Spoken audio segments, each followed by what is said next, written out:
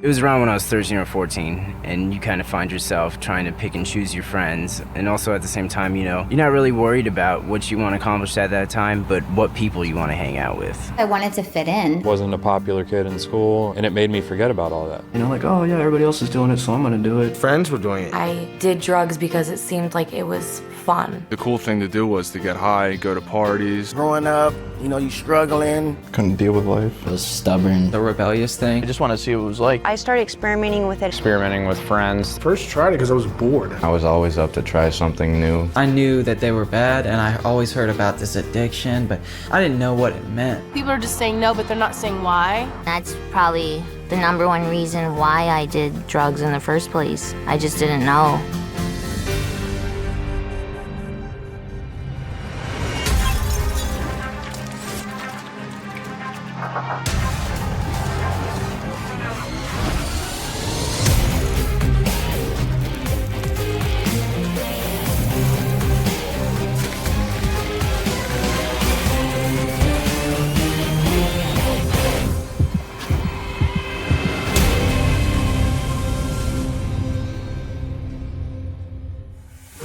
Drugs are everywhere. They're in magazines, movies, TV shows, billboards. They're all over the place. In the movies they make it look cool, but in real life it's not cool. It's a serious problem. And a lot of times they try to glamorize drugs, like make drug dealers or getting high look cool. But that's only in the movies. In real life, it's a whole different story. All drugs, whether we're talking about alcohol, marijuana, LSD, these are all essentially poisons. It would depend on the amount that you take. I mean, a lesser amount might just speed you up, make you feel really active. Stronger amount or stronger dosage would act as a sedative, make you slow, sluggish, tired. And even more amounts would kill you. You'd have an overdose. A person who's taking drugs, whether for physical pain or just to try and block off any sensations they don't want to feel, those sensations are actually just being pushed away and getting worse and worse. When you take drugs, the drug goes through your bloodstream, and later on in your life, that drug can, come back up and into a flashback. You could have taken LSD one day and like a year down the road, it could come back into effect and you can start hallucinating again. And it's not just LSD, it's every drug. So you can get hit with the effects of a drug even a long time after you stop taking them. Drugs definitely affect the mind. Everything you see around you is different than what's really going on. You can't hear correctly, see correctly. All of your senses are totally thrown off. Your perception is definitely distorted. It makes it dangerous for you and others because you don't know what's going on. You can't handle things the way they're supposed to be handled. Drugs affect your memory so much. It doesn't matter if you're taking them for a long time or just a short period of time. I know, when I first tried studying and stuff more, I really couldn't concentrate, I couldn't pay attention. I went from a straight A student to a B- student, C student. Then I quit going to school and I would get really frustrated. It's like your brain won't function. You can't think straight. It was just unbearable. I couldn't deal with life at all. I couldn't get a job because I was just out of it completely. My decisions were based off of what this drug is telling me to do rather than, what I want to do. I got them from friends in school. A friend of mine. My older brother's friends. Boyfriend. Older guy. My dad. My cousin. My brother. My older sister. Older kids. My buddy just said, you can do it every once in a while, it'll be no problem. Told us it was going to be the best thing we've ever done. You can do it once, you'll be fine. It's not gonna hurt you really. Just a little pick-me-up. You can't get addicted to it. It makes it easier to talk to girls. It's all in your face that's the thing to do. All it is taking a drug dealer's word for it. When you're trying to get someone hooked, you'll say whatever you can to get a customer. You're lying for them to believe you so you can make money. I would tell people it's fun, makes you energetic, makes you more likable. It's something, people want to be around. I'd tell them whatever they wanted to hear in order to pick that first one up. When I was 12 years old, I didn't say, hey, I want to be 24 in rehab. I never said that to myself. But that's what became true, and I never thought about it when I was 13 years old. I started smoking pot. You start out smoking weed, then you start out drinking, then drinking leads to coke, and then all that combined it's a pretty big mess. And there was one time I woke up, looked around, and realized, oh man, I'm in jail. I had no idea where it would lead me, to almost dying, to stealing, lying, cheating, ruining relationships. It didn't matter. Left me with living on the streets without a family, you know, and is that what I set out to be? No, you know what I mean? I was just set out to have a good time at college parties. The drugs robbed me of all the pleasure of life. The drugs took away my family. The drugs took away my girlfriend, my friends. I looked back on 5-6 years of my life and saw that all I had done is absolutely just ruined incredible opportunities that I had to have success and hurt all the people around me. It's not just something that's going to affect tomorrow, it's going to affect forever. You don't have to find out everything for yourself. You don't have to find out what a car accident experience is like. Do yourself a favor. Don't fall into the same footsteps as so many other people have. And realize that you could be the guy living under the bridge shooting heroin. You might think you won't get like that. None of us ever did, and we wound up in those same shoes. I would tell them my exact story. I would tell them my story. A story like mine. The insanity of my story. Ultimately, it comes down to their own decision making. You have to get the facts. Check the statistics. Find out for yourself. Find out for yourself. Find out the actual truth of what these are and what they're going to do to your life. I would just say to anybody, if you're going to do something, if you're really going to do something, go educate yourself on it beforehand. I think there's a lot of truth in that.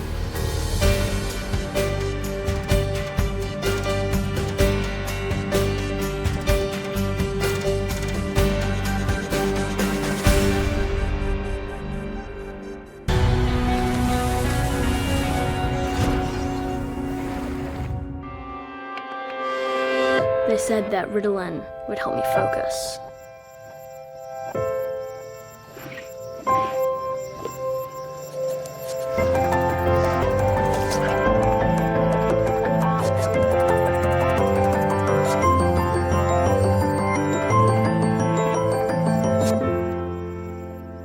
They lied. Find out the truth about Ritalin abuse. drugfreeworld.org.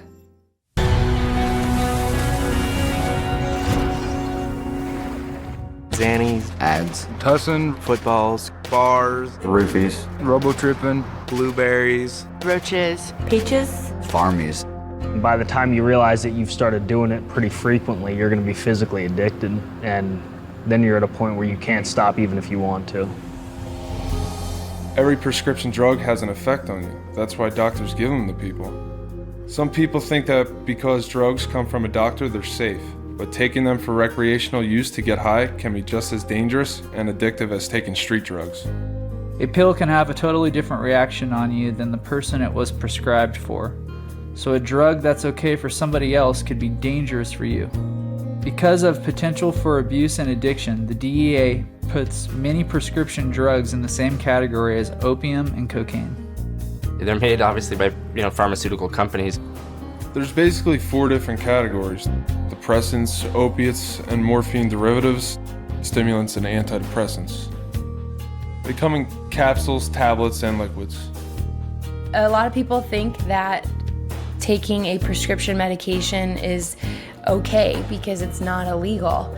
But the truth is that taking a prescription drug or giving a prescription drug is a form of using drugs or drug dealing.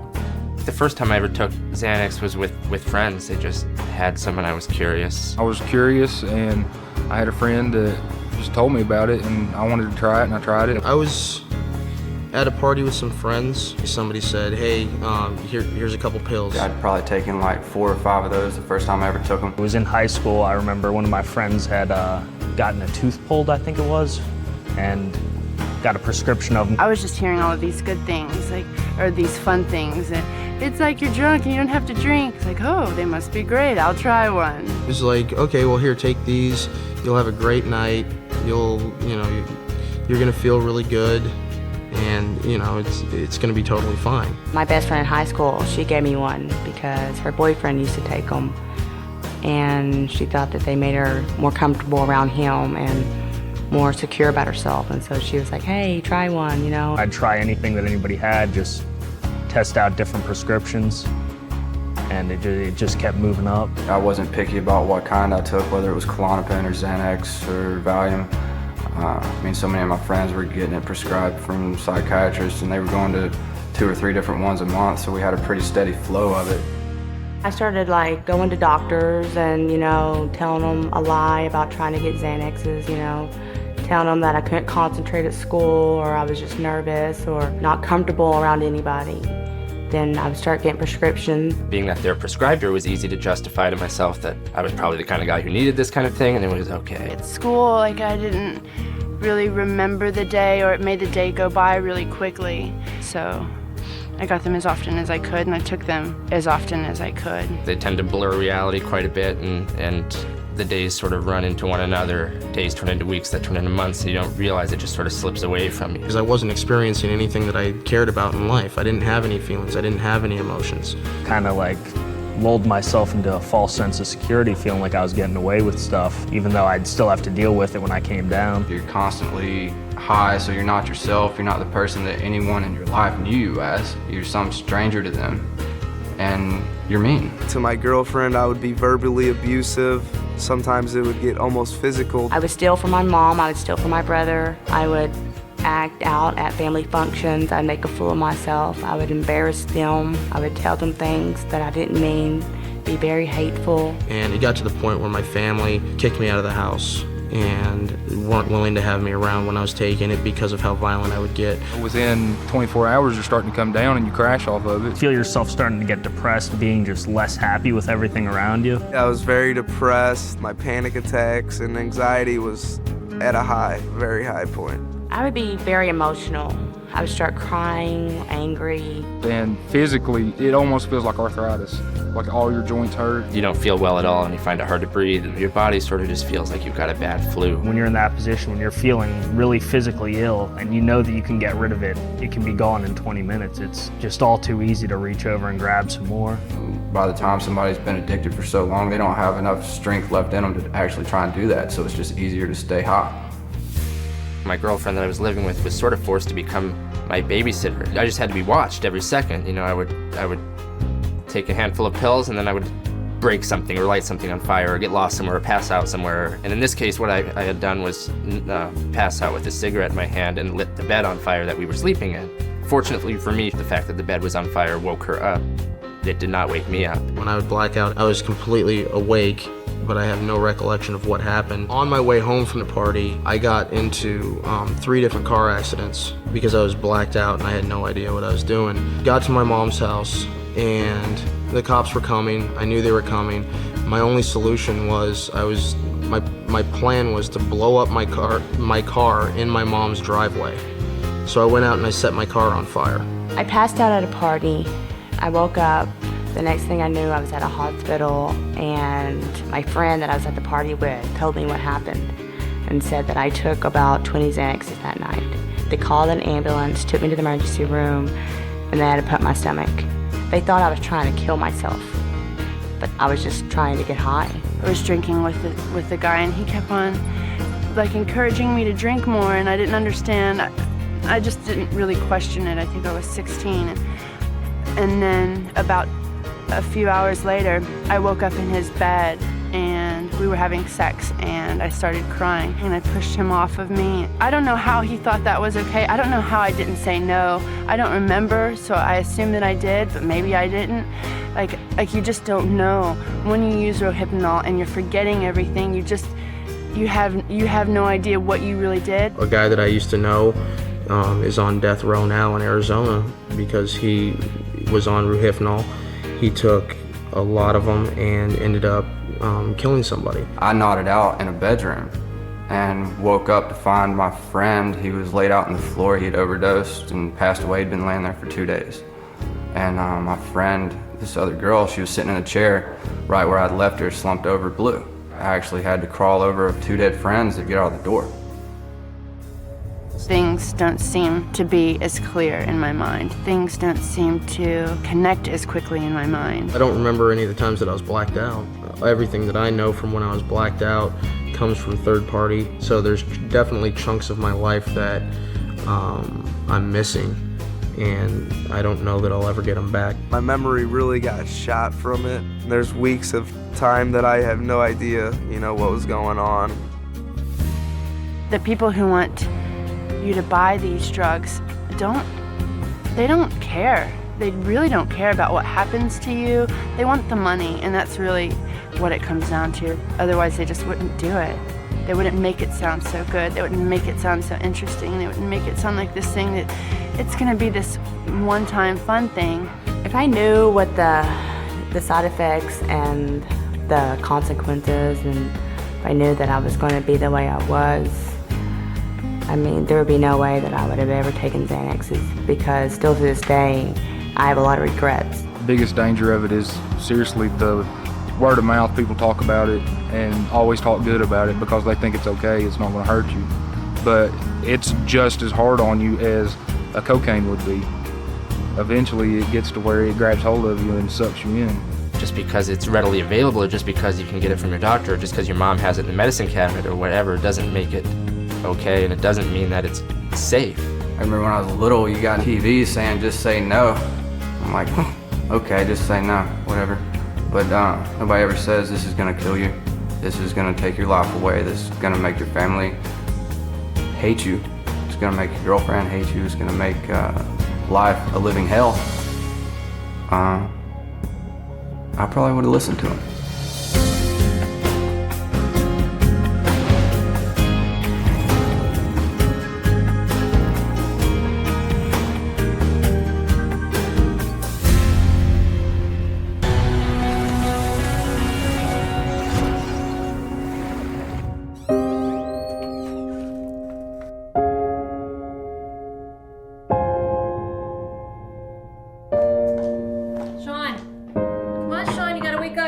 Again. Sean, you're not gonna be... Sean? They said prescription painkillers were totally safe. They lied. Find out the truth about prescription painkillers. drugfreeworld.org.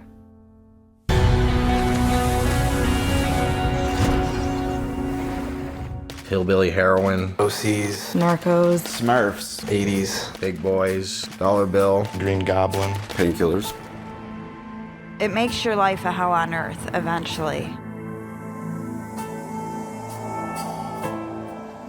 Painkillers are derived from opium. They're used for medical purposes. They're a manufactured substance. They're like a synthetic heroin. It's basically as powerful as heroin, and it will affect your nervous system in the same way. It's a pharmaceutical. It's sold over the counter as a painkiller. It's mostly given to like cancer patients and stuff, and like people who have back surgeries. You know, mainly used for people who are terminally ill to block off your pain receptors. Normally you get them through a doctor. You can also buy them on the streets. It comes in either liquid, like the cough medicine, tablets, or capsules. With the fentanyl, you know, those actually come in a box of what we call the lollipops, because they actually look kind of like lollipops with a little thing at the end of the stick, and it looks like you're just eating a lollipop. Some of the painkillers are like OxyContin, hydrocodone, Loratabs, Percocets, Vicodin. There's like different milligram forms. It starts out, I think you can get like 10 milligram pills, 20s, 40s, 80s, and then there's like 160s that are hard to come by. I just took it in pill form. You could take it orally. Just get a straw and just snort it. I used to crush it up and snort it. I progressed to breaking it down into liquid form, using a syringe, tying my arms up and shooting myself up with it. When I first tried it, I was 16 years old. I was probably 18. I was 21. I started painkillers at about 28. It was hydrocodone, a prescription painkiller. I'd first gotten it prescribed to me from a doctor. I was on prescription pain medication from my doctor and therapist for a long time, and then I just bought it off the street after that. I took the pain pills from a car accident. Had some medical issues that developed because of playing sports, and he prescribed me Loratab and Somas. Took it for a leg injury. I just thought that it was experimental and I thought it would be cool to try. It was in the 9th grade in class. My buddy gave me an OxyContin. A group of friends in high school. It was the cool thing to do at the time. A friend of mine had told me about pain pills and how they made you feel, and I knew they were in the medicine cabinet. So that's when I went looking. And then I tried to stop, but it was just way too addictive, and I got really sick when I stopped. So I just kept going with it. One thing led to another, and before you know it, you're hooked.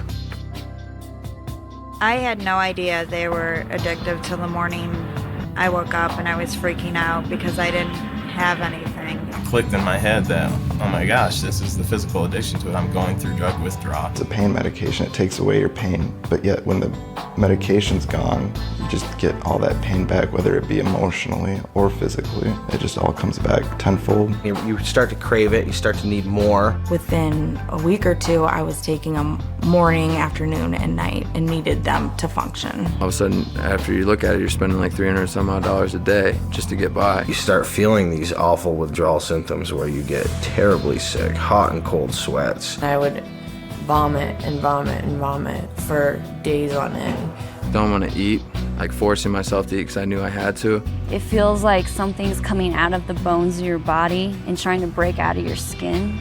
Felt like someone was just like shoving knives into my bones. It's like the most horrible thing that you'd ever experience, just feeling like you just got beat up. In your mind, you're completely panicked. You're freaked out. You can't hold a train of thought at all. You can't function. I wasn't even looking for the high anymore. I was just looking to get that feeling gone. I felt like dying. All you're doing is taking it just so that you're not sick. You feel like you'll do anything to get it. 9 times out of 10, you will. I had a choice to walk out a door and leave my life and my house and my wife, or stay and try and make things work and quit drugs. But I walked out that door. I just packed up my things and I left my kids with my parents. I left my family. I didn't tell them where I was going. And I went and stayed with a friend in this rundown hotel full of drug dealers and prostitutes. I was kicked out of my house 3 separate times. I couldn't believe that it happened to me. Like, for me to be homeless, sweaty, hungry, smelly. I was filling out fake prescriptions. You actually forged the doctor's signature. Next thing you know, a few months later, I was being arrested for fraud and forgery. At 20, I was in federal prison for 20 months. And federal prison is no place for anybody to be at 20 years old. I ran into the back of 2 cars. I pulled out of a parking lot, not looking, car hit me. And then I pulled into a parking lot in my apartment complex and just totally crashed into another car. I didn't even see it when I pulled into it. I wasn't worrying about like where I was gonna go the next day, where I was gonna sleep. It was just all about getting high. And that was where my focus was. So I didn't have to face reality. So I didn't have to like look around me and see needles and spoons and blood all over me from shooting up. My daughter seen me passed out on the floor and not being able to wake me up, thinking that I was dead. Woke up 3 days later, covered in my own feces and vomit, to my parents rushing me to the hospital. I OD'd. I just woke up on the floor with some huge man, I didn't even know who he was, standing on top of me, hitting me on the chest, telling me to breathe. I woke up in the hospital with a tube down my throat. I was handcuffed to the bed, and I'm thinking to myself, what am I doing here? My dad had come to visit me. It's the first time I ever saw him cry, and that's when it really hit me, is not only what am I doing to myself, but what am I doing to my family? Destroyed my family. I mean, they love me and their family, and blood is thicker than water, but they can only take so much. It ripped my parents up. Like, they didn't, some nights I'd stay out and not call. They didn't know where I was at. I wouldn't accept their phone calls. I wouldn't go to Christmas. I wouldn't go to birthdays. I wouldn't go to family dinners. And I turned into someone who was just had no emotion, that was just almost seemed like they're dead all the time.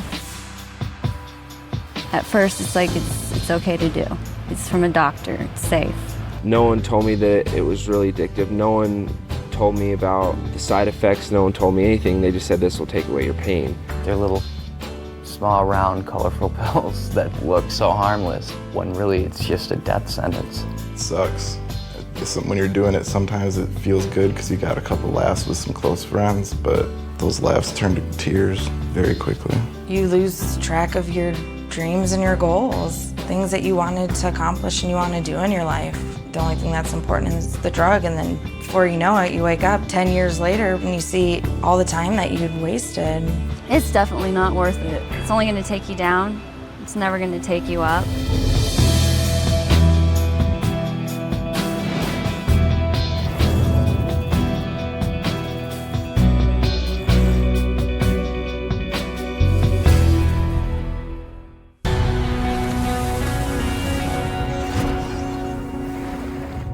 They said heroin would be the best high I ever had.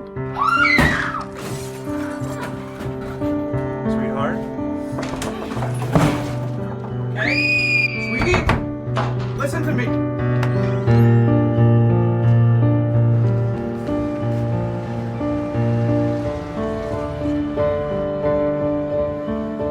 lied. Find out the truth about heroin.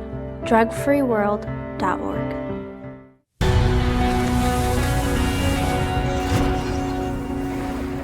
Smack, dope. H, big H, horse, Helda, boy, girl, black, tar, diesel, Shiva, dog food, junk, Heroin. It will take everything you've ever loved and it will destroy it. Heroin comes from a poppy plant which grows in big stalks, and it's got this big bulb on the end of it. They extract the white substance by scraping the bulb with a knife, and this milky substance comes out and they start the refining process. The opium is refined into morphine, which is further refined into making other forms of heroin. Most of it's brought from Afghanistan. And when you're in the West Coast, it usually comes from Mexico. On the East Coast, there's powdered heroin, which is the gray, brown powder-like substance, and then on the West Coast would be the actual tar heroin, which is like a sticky tar-like substance. Heroin is usually cut with other things such as either arsenic or other drugs just to make it cheaper, make more money for the dealers. You never know exactly what they put in it, so it's very, very high risk of ODing. One shot, you could die. It can be smoked, snorted, and shot with a needle. Started off smoking heroin. I would just smoke it because I was told that that wouldn't be as addictive as using needles. I would start out snorting it, and I wouldn't get that rush anymore, that good feeling that you're always searching for every time you want to do or snort heroin. And eventually the rush doesn't happen anymore, so you turn to the needle. I was about 17 years old when I first tried it. First time I was 18. 19 years old? First time I did heroin, I was 14 years old. It was a friend of mine that introduced it to me. My boyfriend at the time. One of my buddies just came and showed me it, and I tried it, and that was it. I decided, okay, something new, something to make me feel okay with myself and believe I'd be functional. Started off as, fun. Let's get high. But the problem with heroin is you can't just do it one time. At first, I didn't really think I was addicted. I just wanted to try it a few times. But once you do it, it's you start becoming sick. You start going through withdrawal. The cravings are absolutely worse than any other drug that I had ever done. The sickness is so intense, you would rather die than go through that. After I started feeling the effects of it, the side effects, the withdrawal symptoms, now I didn't know what was going on. Hot sweats and cold chills at the same time, like you just can't get comfortable. You try to fall asleep just to make it go away and you can't fall asleep. Your whole appearance changes. I would break out a lot. My skin was like yellow and my eyes were sunken in. Hallucinations from lack of sleep, loss of appetite. I really couldn't concentrate, couldn't pay attention. And as crazy as it sounds, I didn't know what heroin would do to me when I first started doing it. I was just completely ignorant of that. I just thought, oh, it's another drug. I can just do it on the weekends and have fun. The reality of it is it is a big deal. I woke up in Long Beach not knowing how I got there, convulsing and seizing. And, it had like a skyrocketing temperature of 107, just about dead out the door. I wound up on the street, homeless, nowhere to go. My family didn't know where I was. And I was just in total apathy. I didn't care about anything. I was living in a car in the middle of winter in Baltimore. Got robbed, got maced in the face. I had nothing. I was freezing and dying, alone. The house which my boyfriend and I were selling drugs out of got raided many times. One of the times he hid in the attic and he made me answer the door. They came ramming in. One cop goes and shoves me against the wall, pushes me down the stairs, handcuffs us and takes us away. I wanted to get high. I didn't have any money, so I looked at a couple bank statements that my mom got in, transferred over like $27,000 into my account.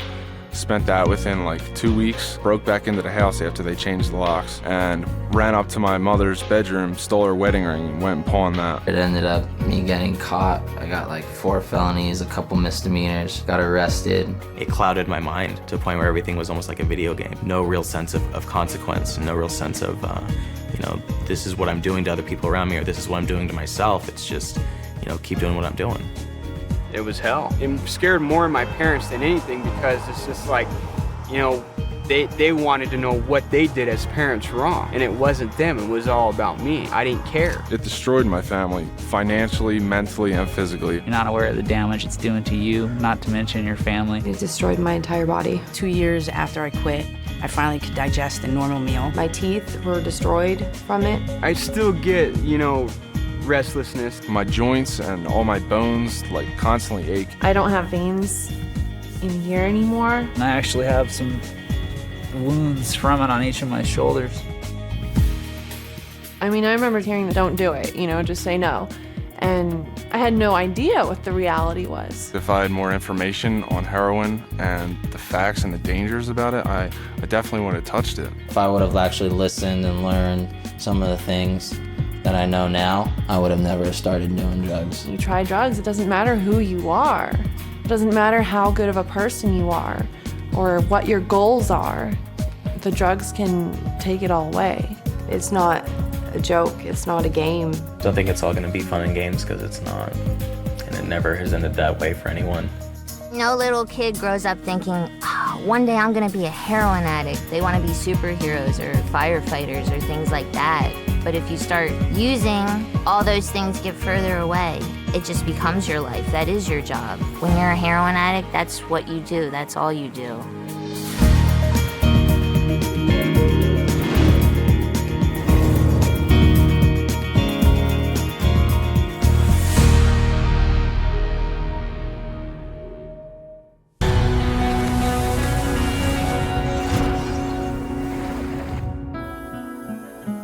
There is an answer to the nightmare of addiction.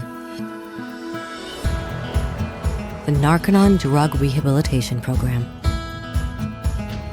For over 50 years, Narconon has been helping those thought lost to substance abuse.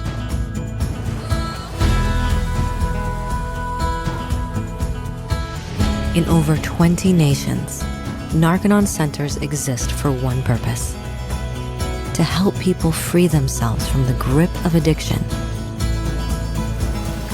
and reconnect them with the most precious thing of all: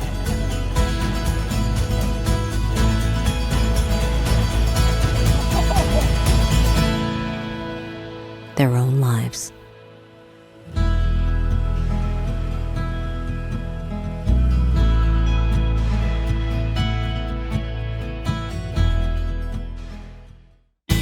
This is the life right here, man.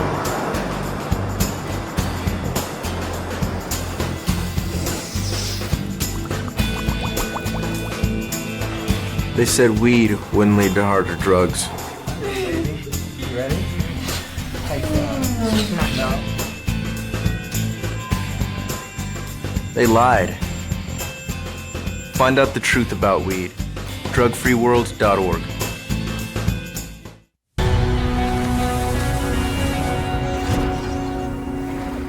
Ganja, pot, grass, Kush, dope, hash, swag, weed, sticky, marijuana. I ended up being addicted to heroin, coke, meth. I've done it all, and it all started with pot. Marijuana is the dried parts of the Indian hemp plant. hash is the sticky crystalline that comes off when they pick it. A lot of it's like from Mexico, shipped over borders, and a lot of people manufacture their own and sell it. Hydroponics is like a system of growing weed. There's a lot of science, there's a lot of chemistry that go into wanting to make it stronger. And comparing it to what was available in the 60s and 70s, there is a huge difference in potency. It's so much more stronger, it's so much more intense, and so much more damaging to the body. The main mind-altering drug ingredient in marijuana is THC. THC is what gets you high. This drug is a hallucinogen, distorts your reality.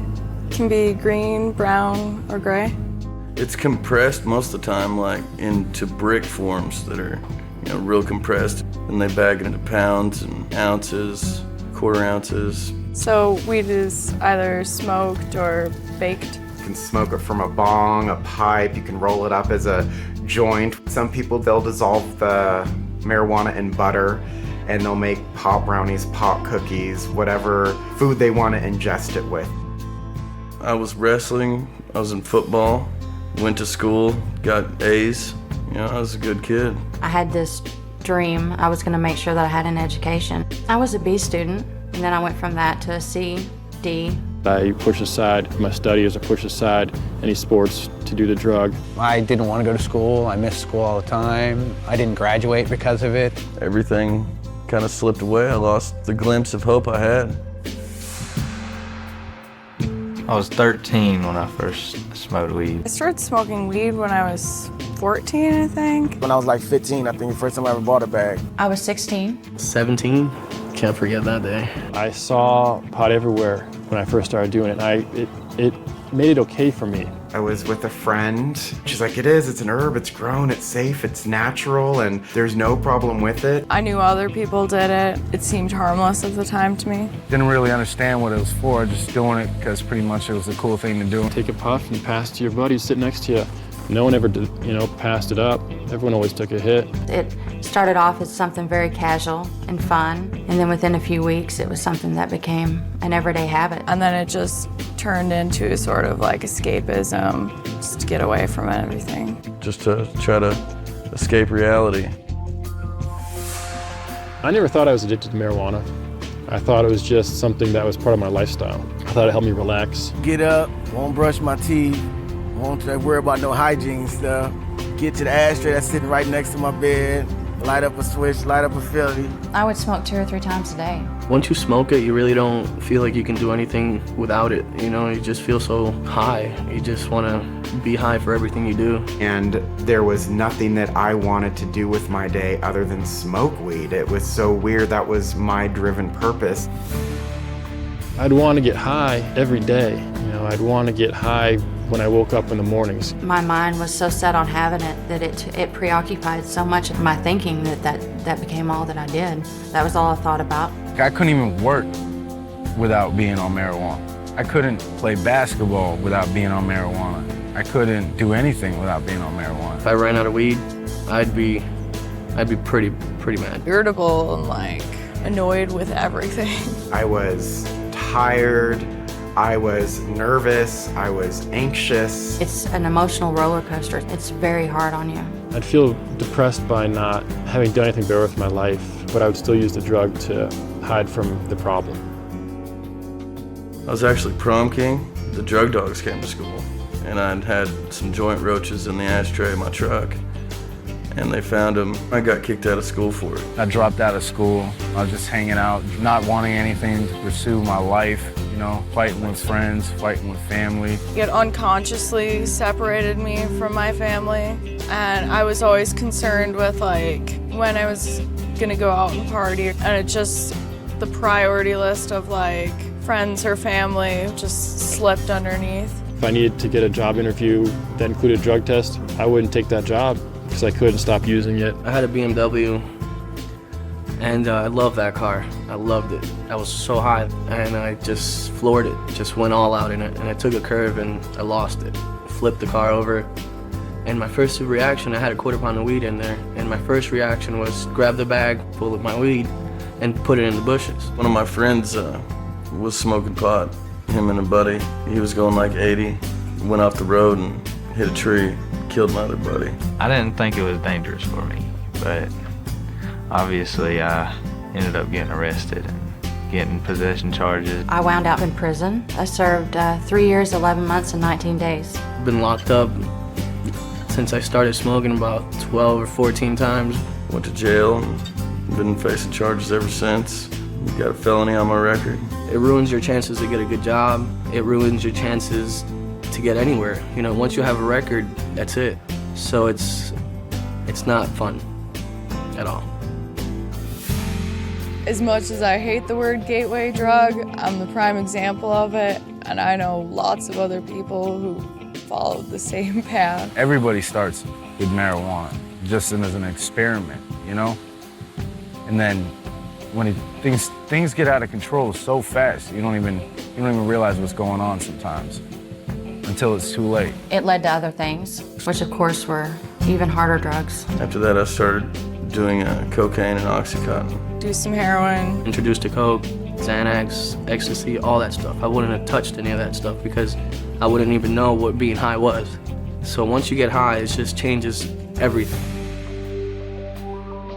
Maybe nothing horrible is gonna happen to you those first 10 times you do it, but before you know it, it's gonna be a huge component of your life. And personally, I wish I would have just avoided it. I know people who've grown up and never smoked weed and are perfectly fine. They're socially accepted. They have great lives. It's all a big hype, you know what I mean? They just tell you that, oh yeah, you know, you just get high or whatever, everything will go away. That's BS.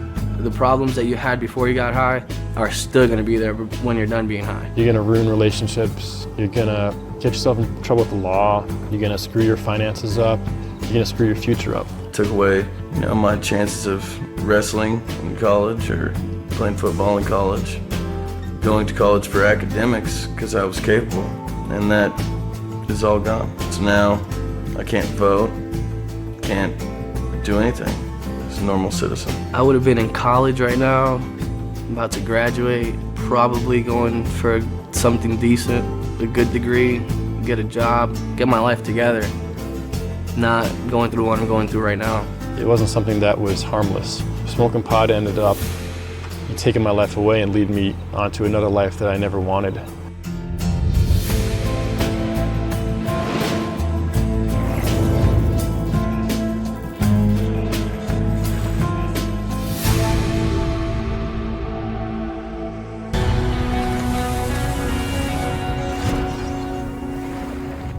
They said synthetic drugs would give me a safe high.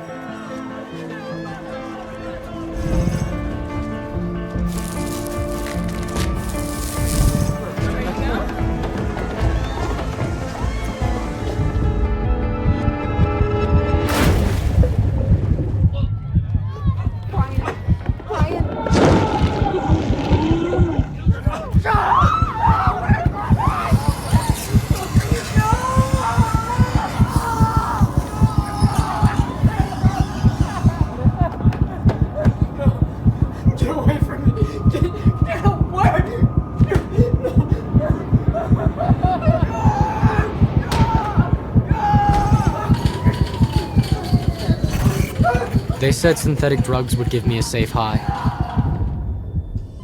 They lied. Find out the truth about synthetic drugs. Drugfreeworld.org.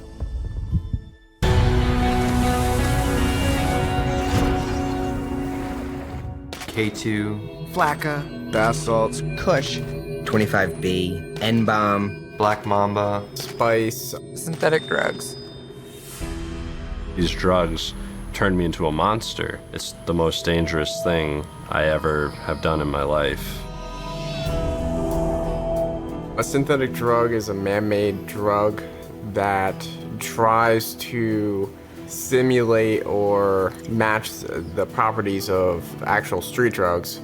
Synthetic drugs include Spice or K2, bath salts, crocodile, and a drug known as N-bomb that's used and marketed as a replacement for LSD. Spice, or the K2, would come in these packages with some kind of picture and saying on it, all these different names, and you open it up and it looked like the potpourri you'd find in your grandmother's house. Bath salts would come in a small orange rectangular baggie, and it would say Crystal Bubbly on it. There's another thing called salvia. It smells like fish food. It says on the back for incense use only, and it's black. There's something like 200 or 300 new designer or research drugs that are out there. These are drugs that people are making in the lab out in China or wherever. Kind of just changing the compounds as they went to avoid the legal issues. You don't know what you're putting into your body, what chemicals are adding, or how it's going to affect you. You don't know if you're gonna get a mushroom trip, you don't know if you're gonna get an acid trip, an LSD trip, a meth trip, a cocaine high. It says not for human consumption, but that doesn't stop anybody. The first time that I took synthetics was when I was 18 or 19 years old. I was about 15 years old. When I first did K2, I was 17, 18 years old. I was 19. I was probably about 22, 23 years old. I was smoking K2 Spice every day. I was using bath salts. Pretty much kept with Spice. My buddies was doing it because it was cheaper, easier to get. When you think of drugs, you don't think of a smiley face on a package that looks like it contains like fruit roll-ups or something like that. I got told that the synthetic drug wasn't that big of a deal, like it was okay, it was safe. They told me it was great, it was the same thing as weed, but didn't show up in a test, so it was a lot better. He's like, it's different, it's synthetic, it's made in a lab. So I said, well, it's cheap and it's easy and it's right there, so I'll try it. Why not? All of a sudden, I went from being sober to being very high and uncomfortable very fast. You do one line, you get that rush, it builds, and then it starts to fade away, and then you want to do more within half an hour. The way I can describe it is just paranoid. Paranoid. I would be flipping out. Any little thing would tick me off. I'd feel sick, like nauseous, couldn't think. Couldn't see anything except for 360 degrees of random colors. Your eyes get so blurry and you can't really speak after a while. Instantly heart racing, eyes moving. I'd be picking at my skin. I think stuff's there, it's not there. I would stand in front of the air conditioner because my body temperature was so hot. The sweat rolling down was just so much. I would change clothes 5-6 times a day. Felt like my whole body was melting, like my guts were gonna fall out. The physical pain that I had the next day, it felt like I had been beat up. Like somebody had beaten me in my sides with a baseball bat. And the next day, it just started all over again. And after a while, I stopped paying rent, I stopped paying my bills. You know, it controlled me. It made me to someone I wasn't. I was up for about 2 weeks and I had to go to work that morning. Fell asleep at the wheel. I almost hit a school bus full of children, but I didn't even wake up until I was into the ditch. My ex and I were using the bath salts. We'd gotten so bad that I pulled his mother's own gun on him, and I pulled the trigger twice, and it clicked. Thank God there were no bullets in the chamber, but it clicked. He picked up the gun and ended up whiplashing me in the back, and I've still got the scar to this day. I freaked out. I put my hands on my mother and my sister and my family, not even realizing it. Broke the hinges off the car door.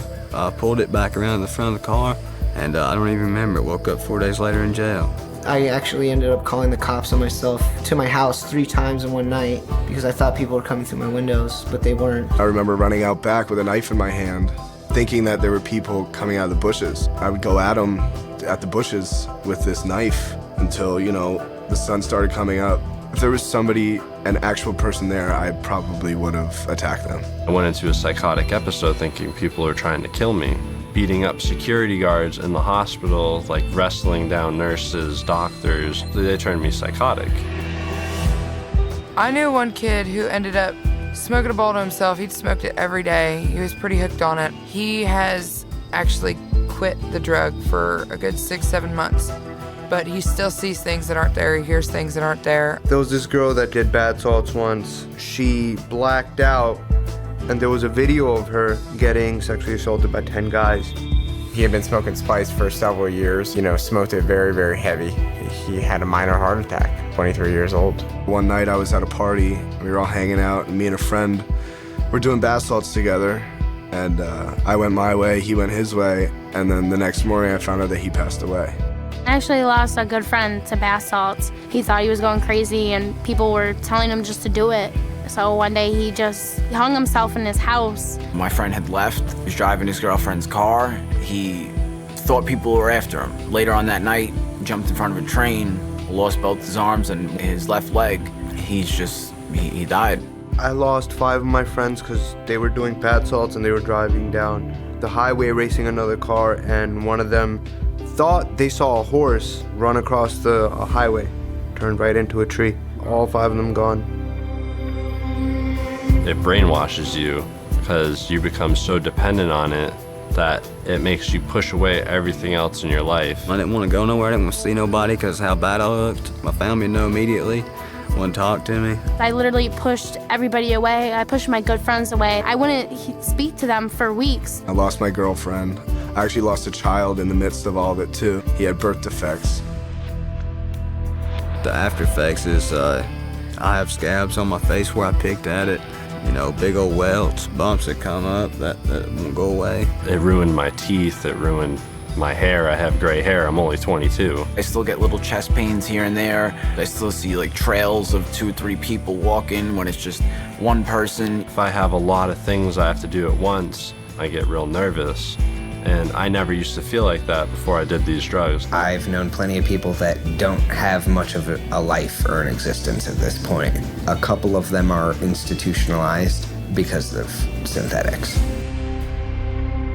I know a lot of people say that they're never gonna let drugs take over them. They're too strong for drugs. They're more strong-minded than that. But in all reality, the drug, no matter what drug, is stronger than you. I was actually the one to say, I don't get hooked on anything. I'm not an addictive person, and you think you have a hold of it, but you don't. If I never picked up K2 Spice or even tried synthetics in the first place, it wouldn't have led me on, because it led me on to do harder drugs. You will have the life of being used for sex and being mistreated for your drug. It's not worth it. It's not worth the risk of not knowing what you're putting in your body, not knowing what's going to happen, not knowing whose life you're going to affect or if you're going to destroy your own.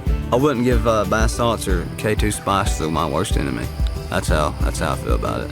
It's almost like this chemical has a 100% addictiveness. While I am all down for people experiencing the things that they want to experience and making their own decisions in life, this is just going to be one of those that you don't need to find out for yourself.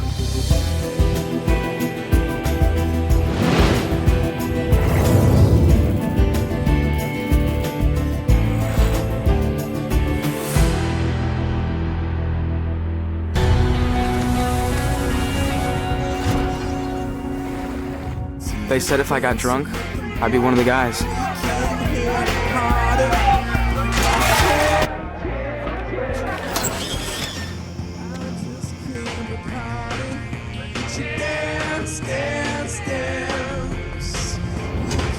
They said if I got drunk, I'd be one of the guys. They lied. Find out the truth about drugs. drugfreeworld.org.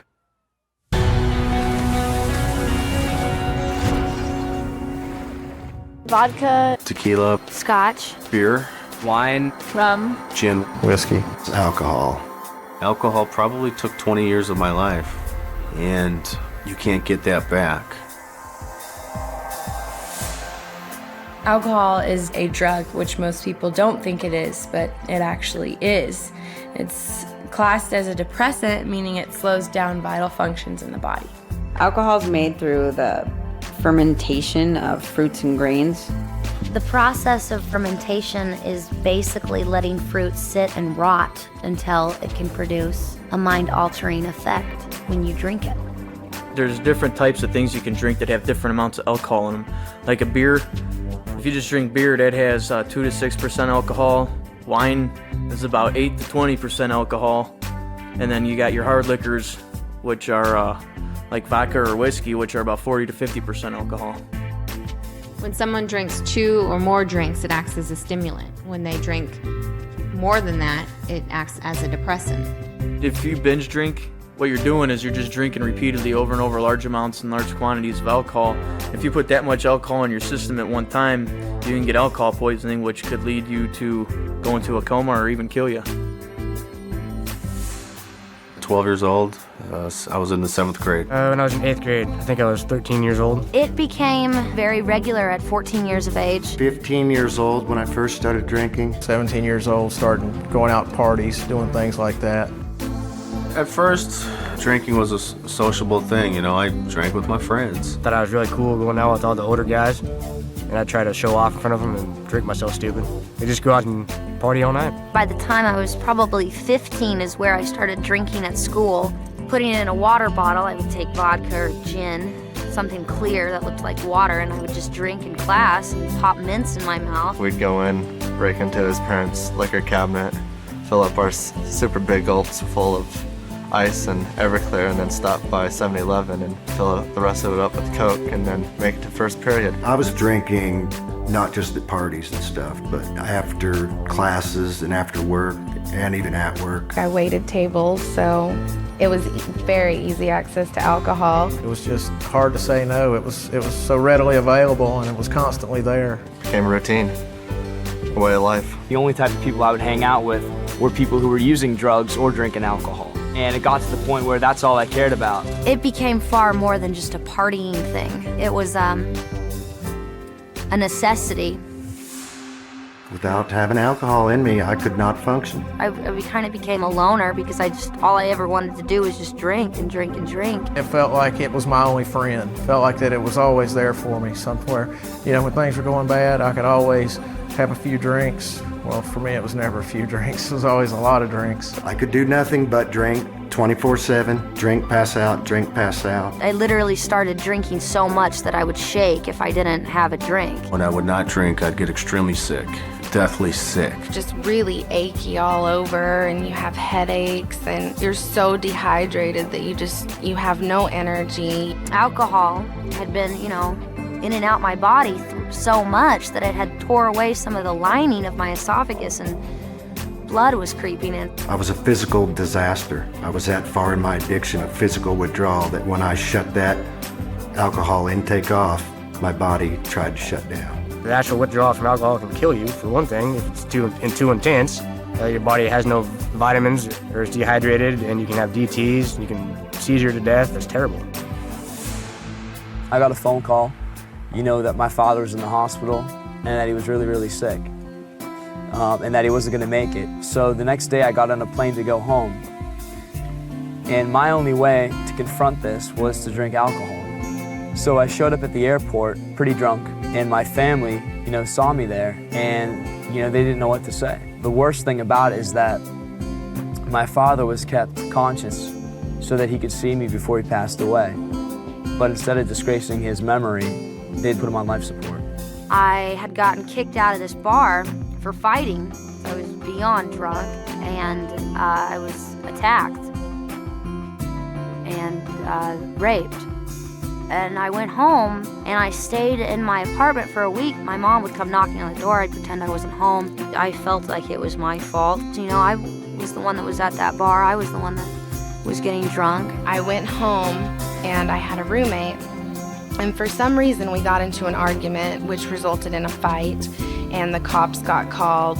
I blacked out for part of it, so I couldn't figure out why I was waking up in jail. I drank some beer there at the bar inside the airport. I just ordered another beer and put my backpack on and started walking through the terminal smoking a cigarette. I didn't care what I was supposed to be doing. And I ended up getting a fight with the police there at the airport. And I woke up in jail. I had staples in my head. In the military, I woke up and I actually had to crawl on my hands and knees off the flight deck of the carrier because I couldn't walk, and then I got discharged from that and lost a girlfriend and a kid and my whole life. I drank to blackout one night. Well, sometime about an hour later, I got back up. I went to my bedroom. My wife wasn't there.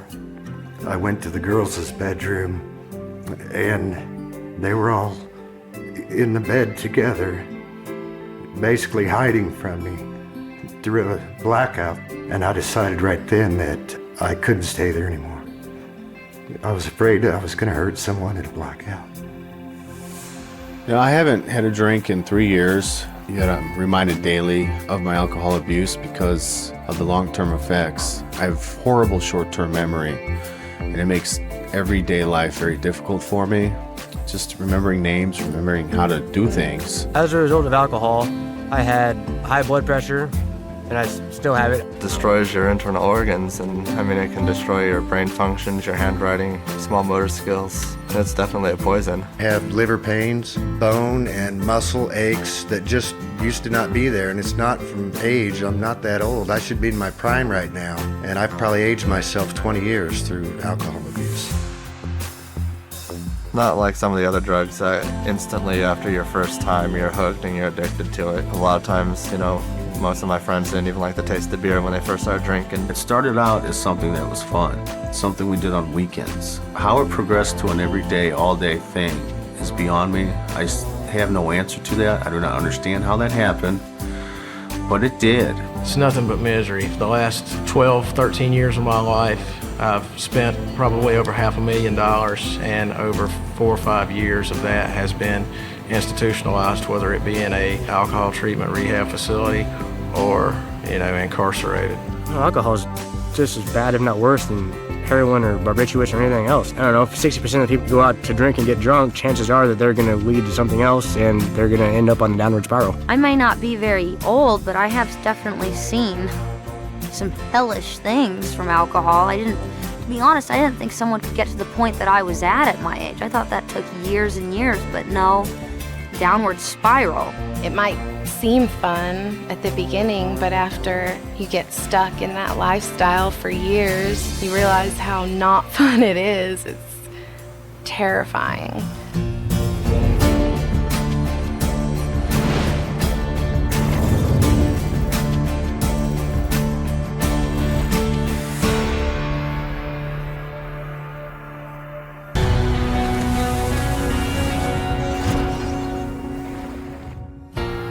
Arm yourself with all the facts. Get the Truth About Drugs booklet set. Inside are 14 booklets, packed with concise, factual, and current information on each of the most commonly abused drugs and their effects on the mind and body. And they are yours absolutely free.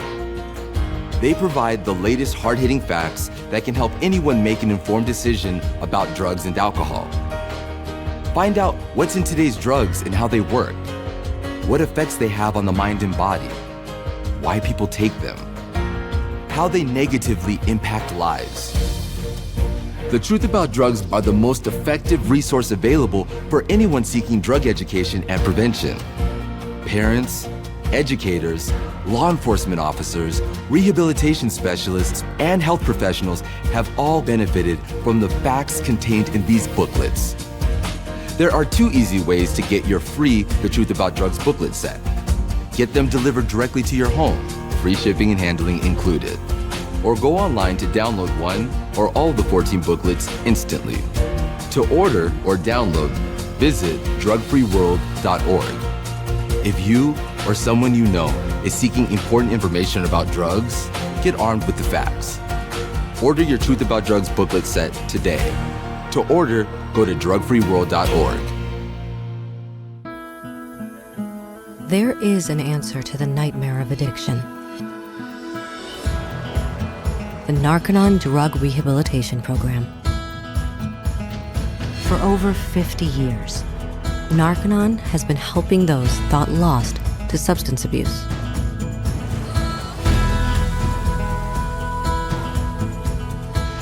In over 20 nations, Narconon centers exist for one purpose: to help people free themselves from the grip of addiction and reconnect them with the most precious thing of all: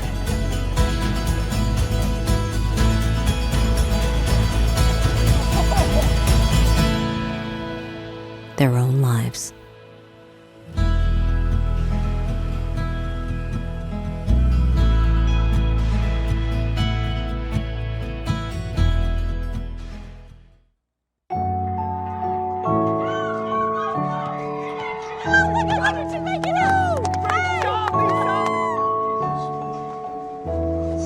I love that one. I am so proud of her. Hey, Dad. They said sniffing glue was no big deal. They lied. Find out the truth about drugs. drugfreeworld.org.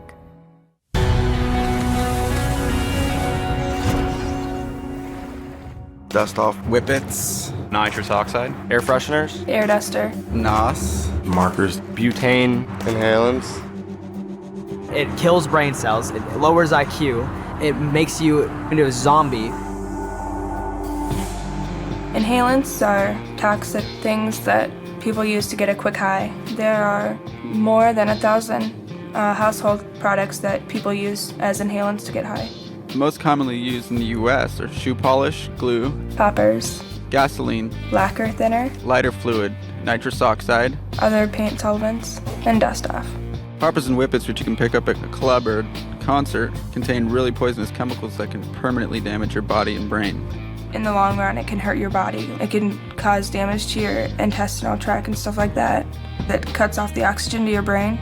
it kills your brain cells. It even says on the labels, like, do not inhale, you could die from inhaling this. Like, on the labels of Dust Off, it causes heart attacks, causes this and that. And it's not like heroin or like meth or any of those drugs where it will, eventually you'll gain a tolerance for it and you'll just be addicted and you'll just be trapped by it and you just keep doing it until you die. If you did it enough, you just die. Like, a lot of kids die with it still in their mouth because you just don't know when it's too much.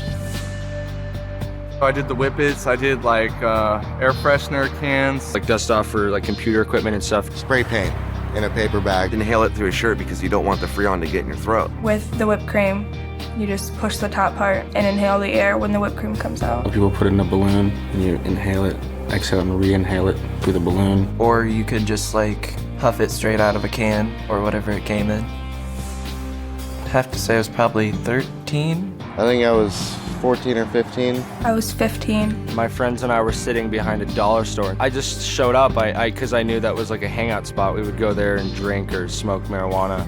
And they were all sitting around a circle just inhaling butane, like lighter fluid. I was like, what are you guys doing?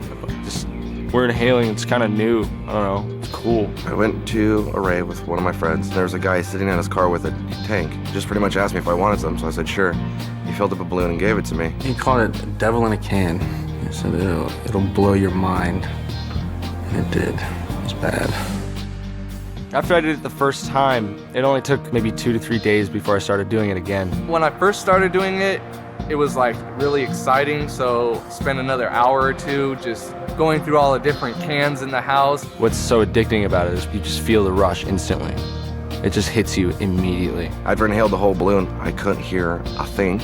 All I heard was whoa, whoa, whoa, whoa in my head. People were talking to me, but I couldn't make out a single word. I'd want to do it right away again because the high would go away so fast. For 20 seconds, you have a false happiness. So you want to get right back into it. So you have to keep doing it over and over and over again. I was doing it every single day. I was addicted to it, for sure. I passed out. Been passed out for quite a while, like a few minutes, 5 minutes. Pass out, I was just in bed. I'd pass out and I'd wake up every 10 minutes or every hour. And as soon as I'd wake up, I'd search for it.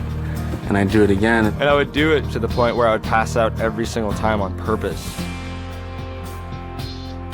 You have like no sense of thought, so you tripping over things and always ending up hurt somehow, falling, shortness of breath. Like, it would make my chest hurt after a while. When you're coming down off of it, you get a foamy mouth and everything tastes weird. I'd get sick when I came down off a high. My stomach would hurt and I'd have a headache. I couldn't even see. I would just focus on the ringing because your head will start ringing. It's not like you could read a sign or go get a glass of water. I would almost say like paranoia, confusion, and depending how much you do, getting really nauseous. I just felt completely dead.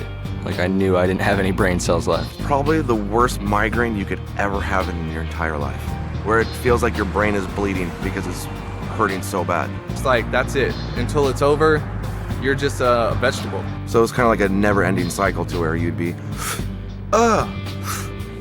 never ends.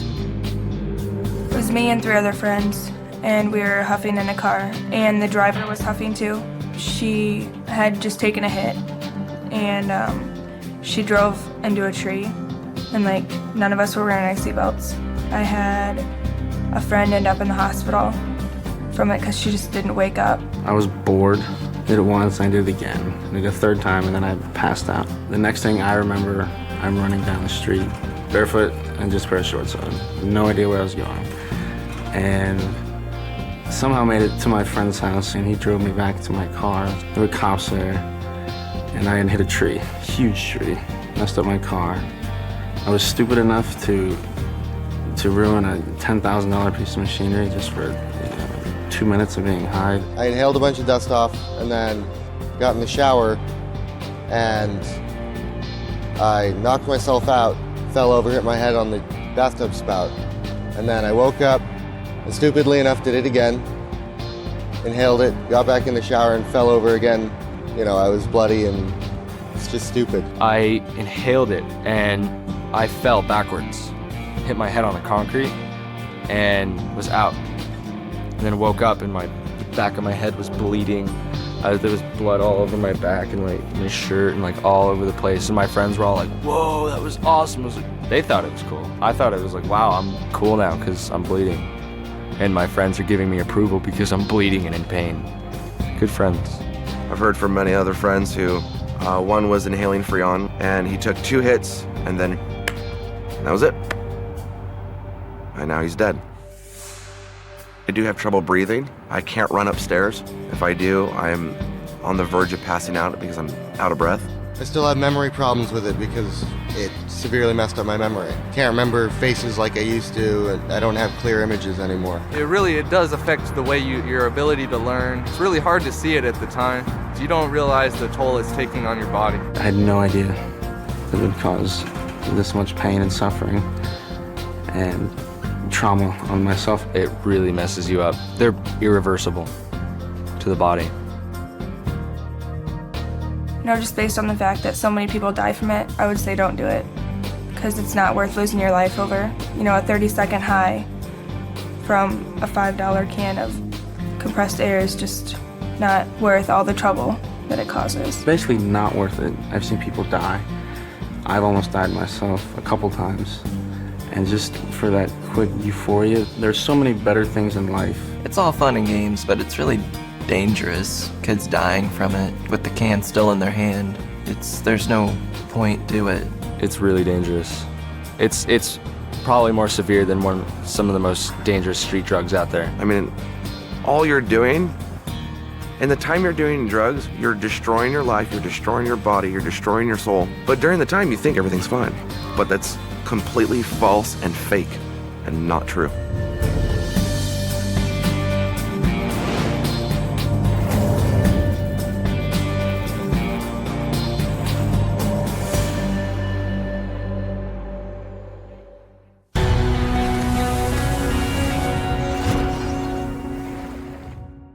They said half a hit of E would be fun.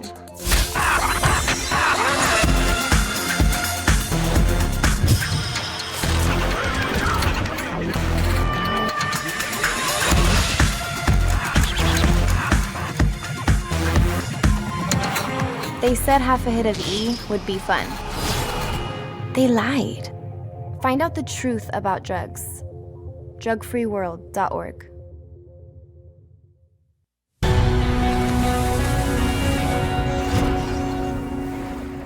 Skittles, pills, X, triple stacks, rolls, smiley faces, E-bombs, MDMA, Molly, beans, ecstasy. It's not worth the momentary high. It just sucks the life out of you. It sucks the happiness out of you. Ecstasy is a synthetic or man-made mind-altering drug. It can have other qualities like as a stimulant, a depressant, or hallucinogenic. They're almost the size of like an Advil or something, and they have different pictures, and they're all different colors. I mean, it's a designer drug. It's made with all different types of chemicals. You never know what's in it. The facts are is that it's not just in nightclubs or raves anymore. It's in our own homes. Kids are taking it, and teenagers are taking it. Adults are taking it for fun. They think it's a recreational drug, and it's not. It's much more serious than that. Well, it started out as parties. It started out like, me and my boyfriend would go to a party. 90 to 100% of the people were on ecstasy when I was at parties. I mean, there's so many different varieties of it out there, whether it's cut with methamphetamine like heroin, some's cut with more dope than others. It was a speed-based ecstasy pill, and I was so wired up, I had foam coming out of the side of my mouth. There's just so many things that play a factor in it. It's pretty unknown. I've been to raves and seen countless people taken away in ambulances. Just, you never know what you're gonna get in that pill. It was the summer out of 8th grade. I was like 15 years old. I was 18. I just got out of high school and was moving into my first college apartment. As a freshman in college, that would have been 19 years old. I went to celebrate my 21st birthday with a bunch of friends, and I went to this club, and one of my friends pulled me aside in the bathroom and said, "Hey, you feel really good right now. I have something that'll make you feel even better." They'd be like, "Okay, if you take this ecstasy right now, you're gonna feel so great. You're gonna feel like you're on top of the world. Just try it. Come on." It had a little dolphin stamp on it, and Well, I thought, okay, this can't be bad. I mean, one small little pill, no big deal. So me and a bunch of my girlfriends took it, and we were partying all night long. But then the next morning, I didn't realize what it had done to me because I was so depressed. It just sucked like all the happiness out of me. Even though some people think it's a safe drug, they think it's harmless, they think, oh, I'm having fun while I'm doing it, it gets worse. And you want that feeling. The second time you take it, it's like you can't just take one pill. You have to take like 2 or 3 pills.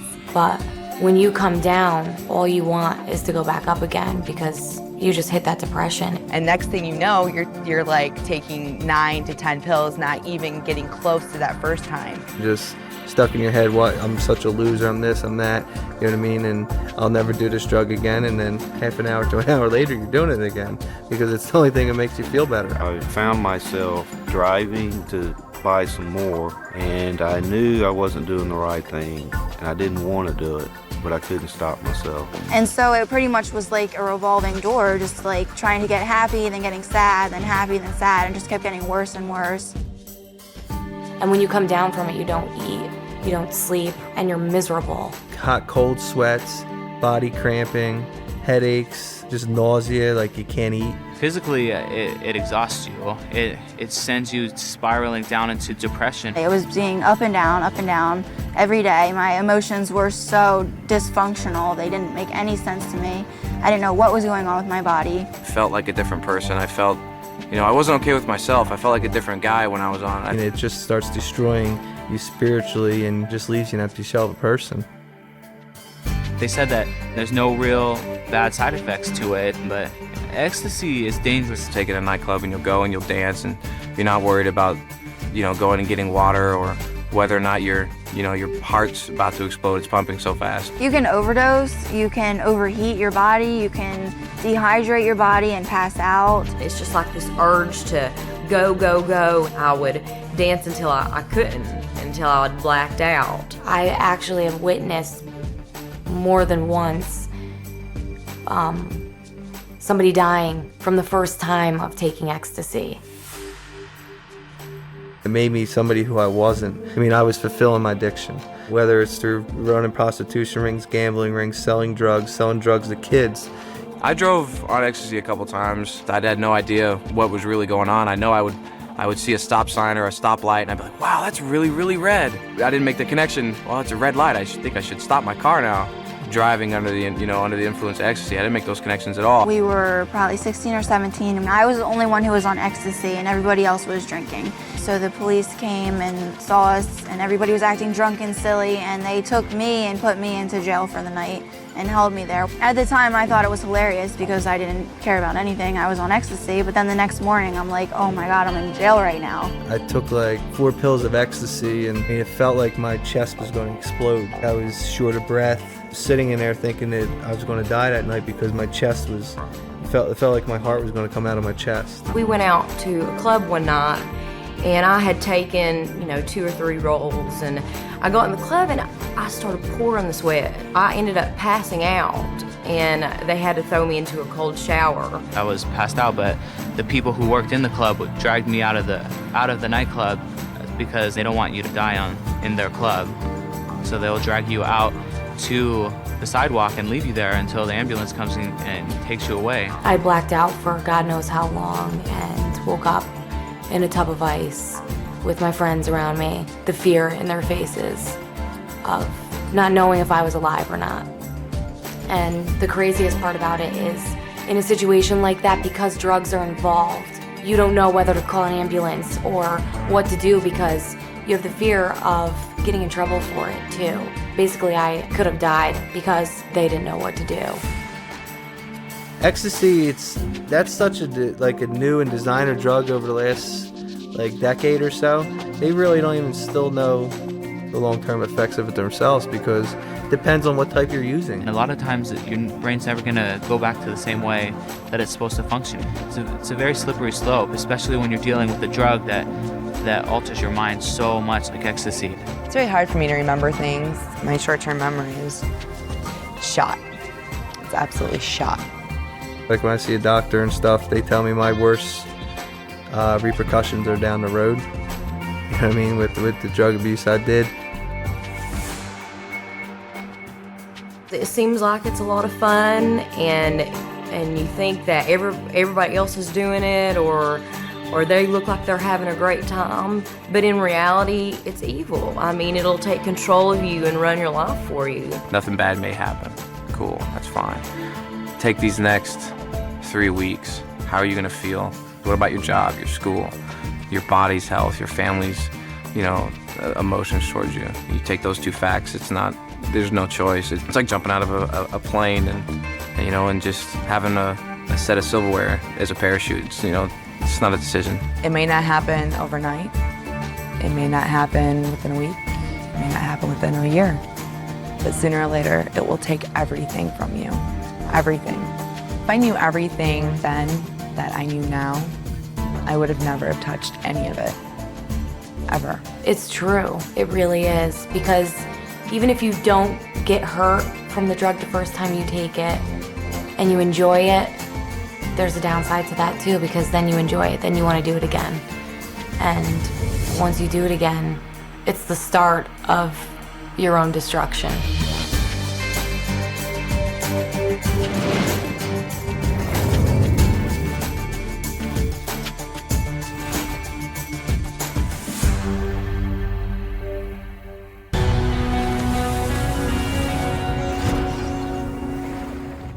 They said acid would help me forget my problems. There's a separate universe inside each and every one of us. You kill him. I'm not gonna kill him.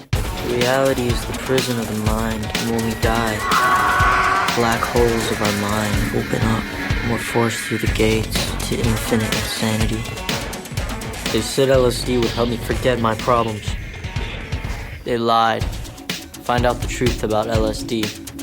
drugfreeworld.org.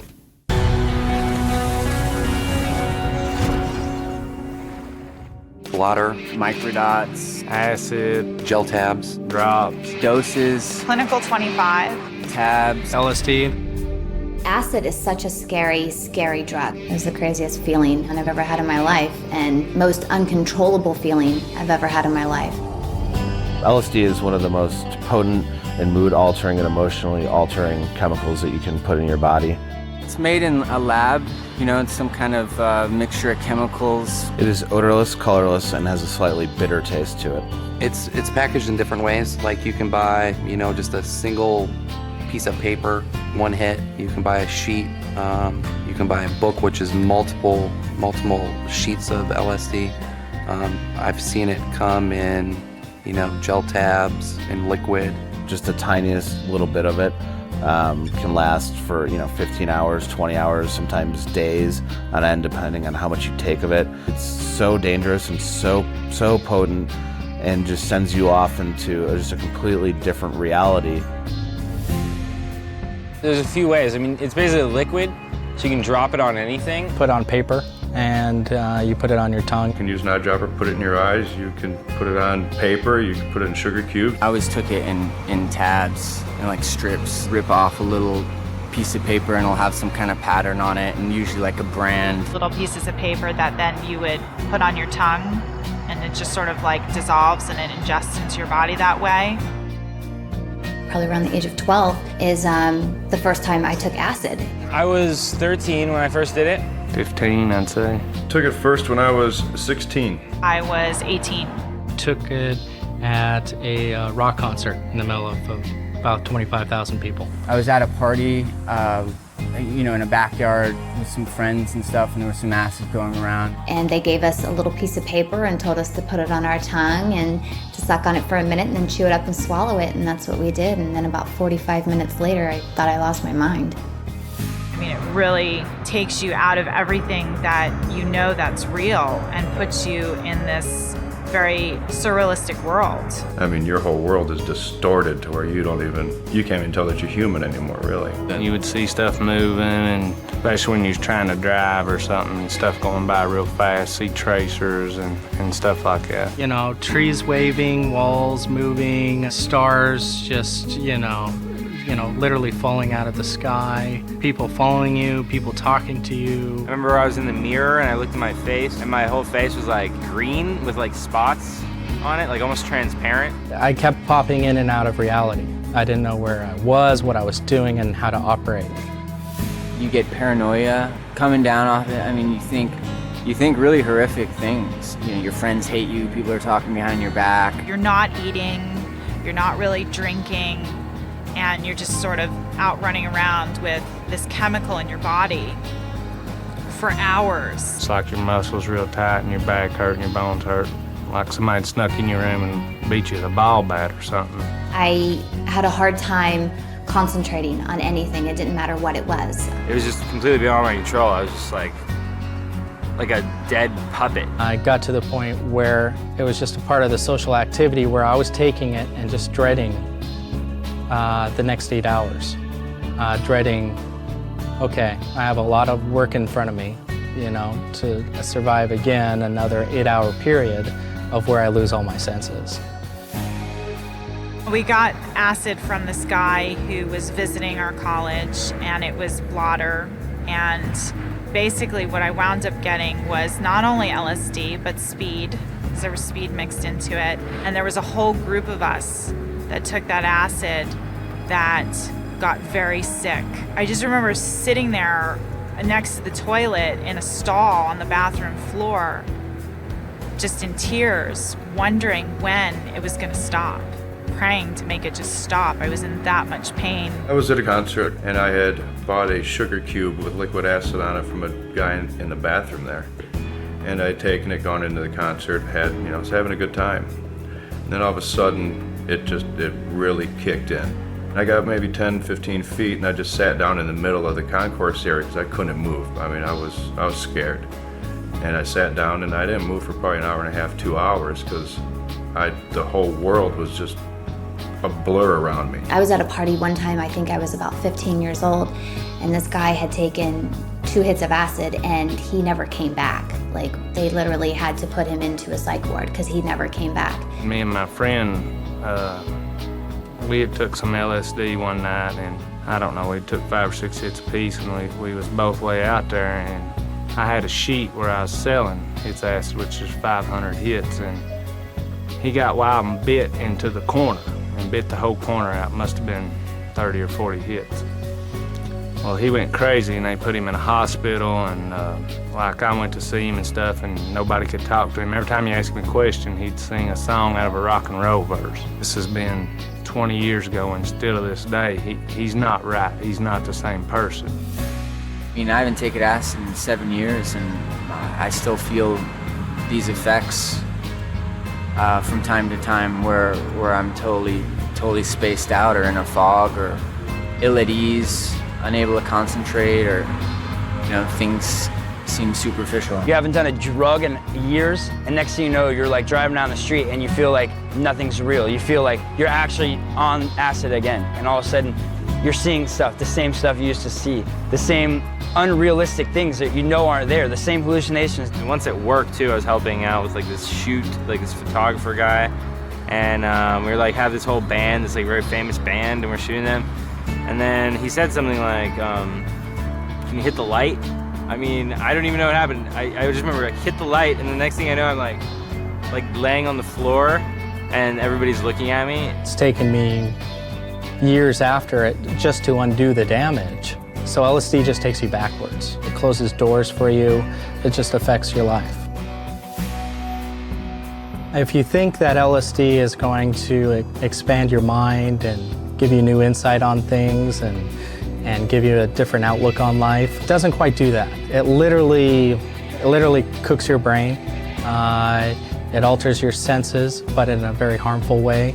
It's complete trickery. If someone asked me, should I take the drug, I would tell them it's your decision, because everything that you do is going to be your decision.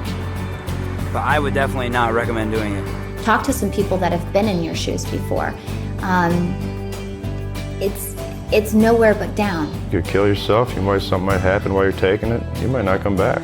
You might be stuck on that trip. Every time that you take that drug, it's like playing Russian roulette with your life, because you never know if you're gonna make it out okay.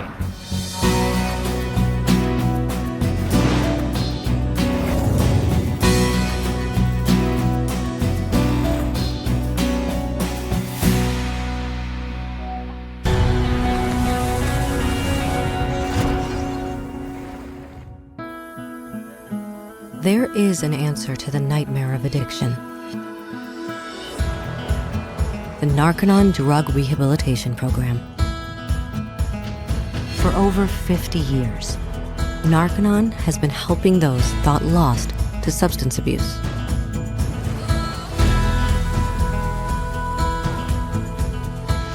In over 20 nations, Narconon centers exist for one purpose: to help people free themselves from the grip of addiction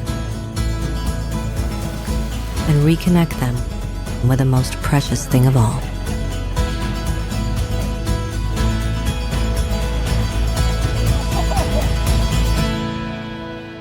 their own lives.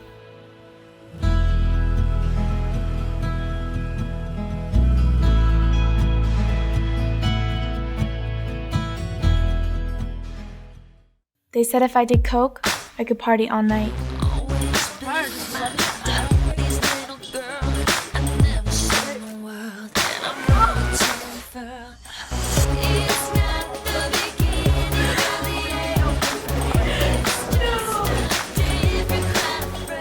They said if I did coke, I could party all night. They lied. Find out the truth about cocaine. drugfreeworld.org.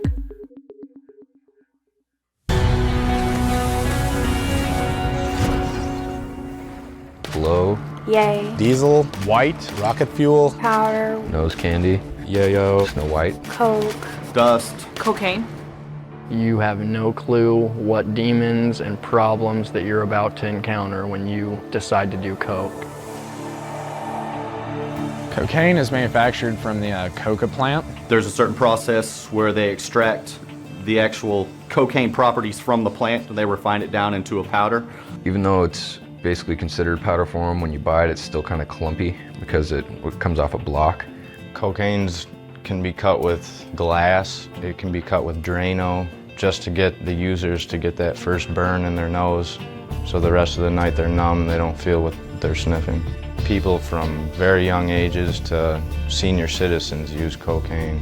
It's not prejudice. It's considered a rich man's drug, but even teens can afford it at lower and lower costs. So once a person is addicted, the price skyrockets because they need more and more, and it gets more expensive to have the habit. There's a lot of different ways to do this drug. I just snorted it. Mostly for me, I smoked and snorted it. You can smoke it, you can shoot it. It can be injected into the bloodstream through IV needles. I was 14 when I first tried coke. The first time I did cocaine was when I was 16 years old. I was 18 years old. Just going to like house parties and hanging out with friends. I was with a bunch of friends. They were all doing ecstasy and coke and smoking pot, drinking. I was at a high school party where there was some older guys there and they had cocaine. And of course the older people, they're the cool people and they were going to the parties and they were doing the drugs. You know, I'd do it once every month or so, and then as it progressed, I'd be doing it every other weekend. Within an 8-month span, I went from trying it a few times to becoming a weekly user, to eventually a daily user, and then to becoming a dealer.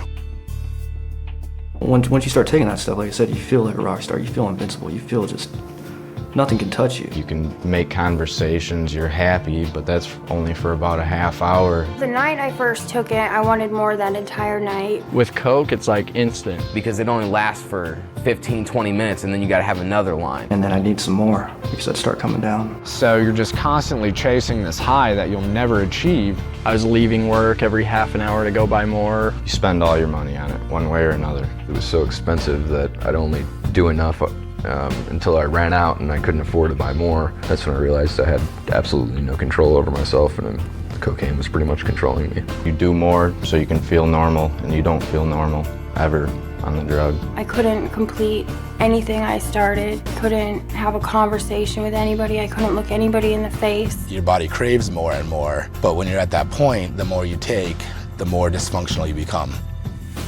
I'd wake up in the morning, if I didn't have it, the first thing I'd think of was a 9mm in my head. Thought I needed it to get up, I thought I needed it to go to sleep or anything like that. The couple days after you do cocaine, your muscles ache, your sinuses are real bad, your nose starts bleeding. My nose hurt so bad from doing it that I couldn't sleep without having lines set out for me so that when I would wake up throughout the night, I could do some just to numb the pain. I would just be completely dehydrated and both my kidneys would literally hurt inside my body. You get really uptight, really on edge and aggravated, almost like an anxiety feeling. I would go through extreme hot and cold flashes, very severe night sweats. Like I can't sleep, feeling disgusting. Feeling like there were bugs crawling all in my skin and ripping them out. And depending on the time, actually sit there and talk to myself because I was going crazy. Delirious states, going in and out of consciousness and hallucinations. You know, seeing things, constant paranoia, constant depression, suicide attempts. So it went from being a party drug to a drug that kept me holed up in a dark room by myself, scared of my own shadow. I was in the business, family business with my father, paying the bills. I was in accounts payable for him. I basically advanced myself $30,000 within 3 months and almost put the business under. I started shooting it. I missed the vein and actually went into a nerve. And it blew up my whole entire arm and hand. My arm just kept on inflating more and more. Thought I was gonna die. I was having internal bleeding and things of that nature, and I came to the decision at that point that I was just gonna sit there and die. And I had some friends who took me to the hospital, but even that wasn't enough. As soon as I got out, I went back to using. When I got to a party and a guy walked in, I didn't know the guy. I beat him, put him in the hospital. You know, beat him until he was unconscious. You know, just because I didn't know who he was. And yeah, I was paranoid. There was a kid that just gotten out of prison and he knew I was hard up for money and he wanted me to go rob these people. We all went in there in masks with guns. We taped them and tied them up and took everything they had. A good friend of mine, I went through middle school, high school with him. He started using while he was selling it, and he tried to rip somebody off at a high school party, and they shot him in the stomach with a .40 caliber, and he's dead now, 20 years old. My memory is nowhere near what it used to be. I have a hard time remembering certain names, certain faces, certain places. I actually had like numbness in my leg for a year because I was shot in my leg. My foot's still damaged from that. Damage to my arms and my veins and stuff. When I blow my nose, I still have blood and other tissues coming out. And I actually gave myself an ulcer that ruptured. Heart attacks, strokes, tears in your heart, nothing good. You know, everybody always talks when they're young, oh, I'll try anything, I want to try something new, I do it, but it's just not worth it. If you think you control it, you can't. It can't be controlled. It will take a hold of you quicker than you ever thought possible. I'm 34 years old now. I feel that my 20s were, you know, completely unproductive and a waste. I don't know anyone who has just done cocaine one time and had it not affect their life in a negative way. It might seem fun right now, and you might be thinking you're having a good time, but there's no such thing as an old drug addict. You're gonna kill yourself. You're choosing death over life, and that's the reality of the decision you're making.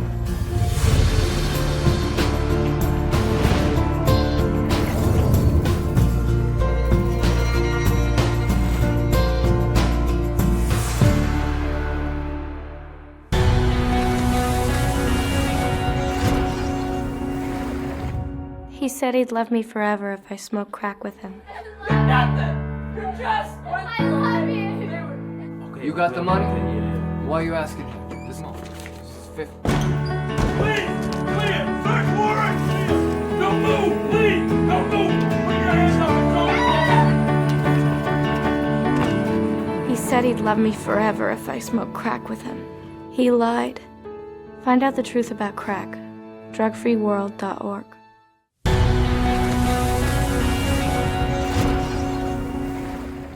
Bass. White. Butter. Rock. Crank. Sleep. Flavor. Yellow. Crack. Blow. Work. Crack cocaine. It will ruin your life. You will have nothing after you smoke crack.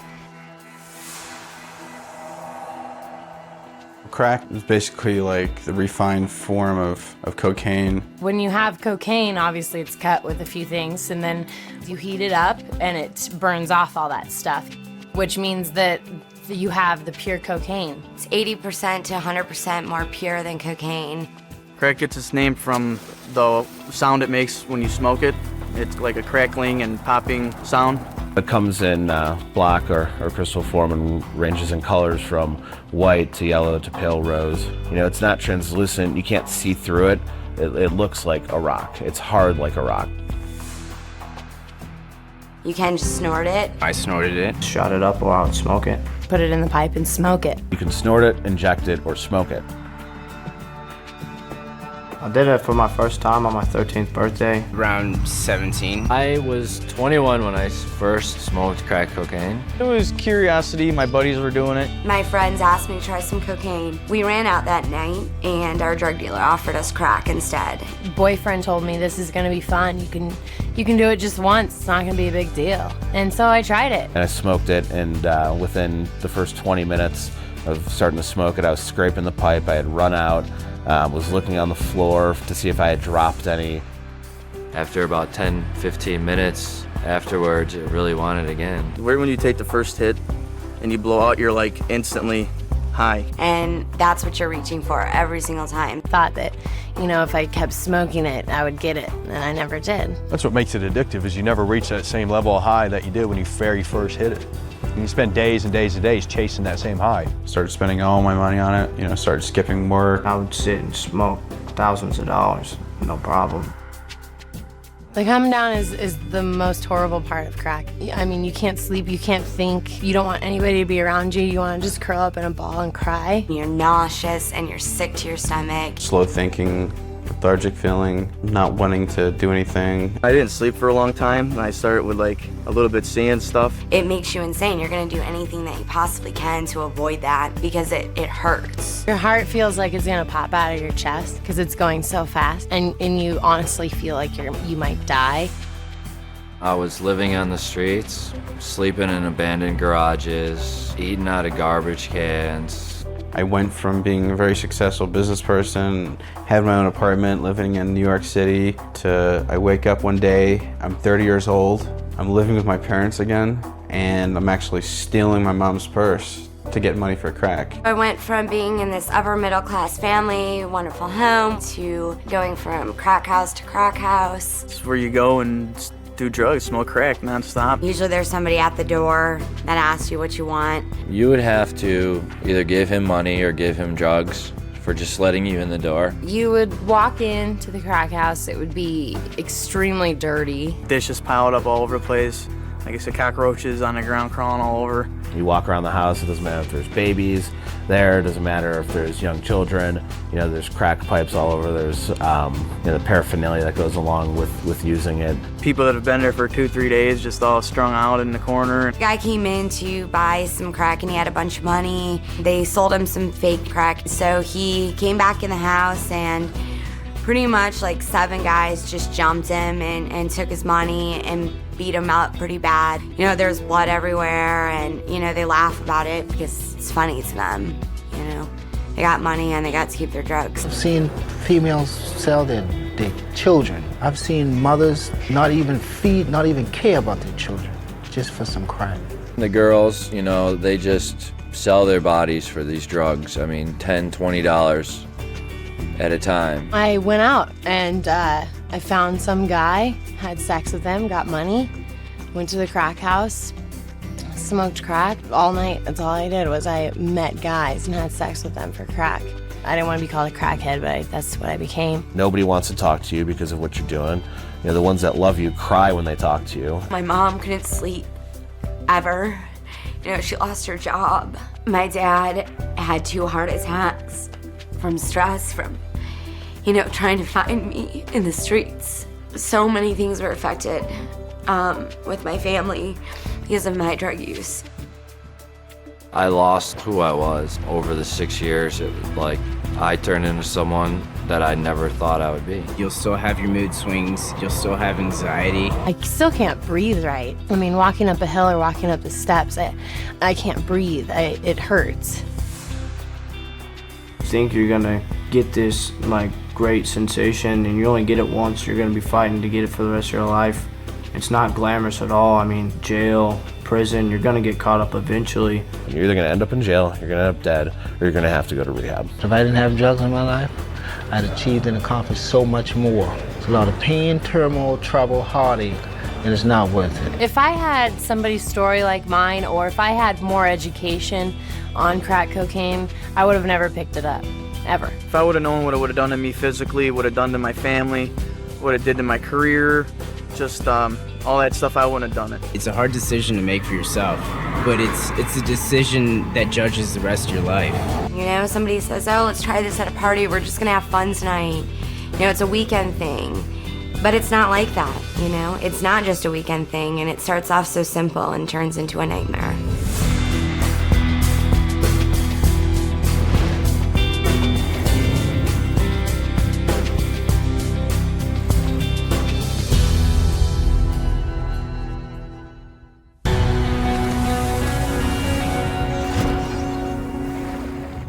They said meth would help me get through my exams.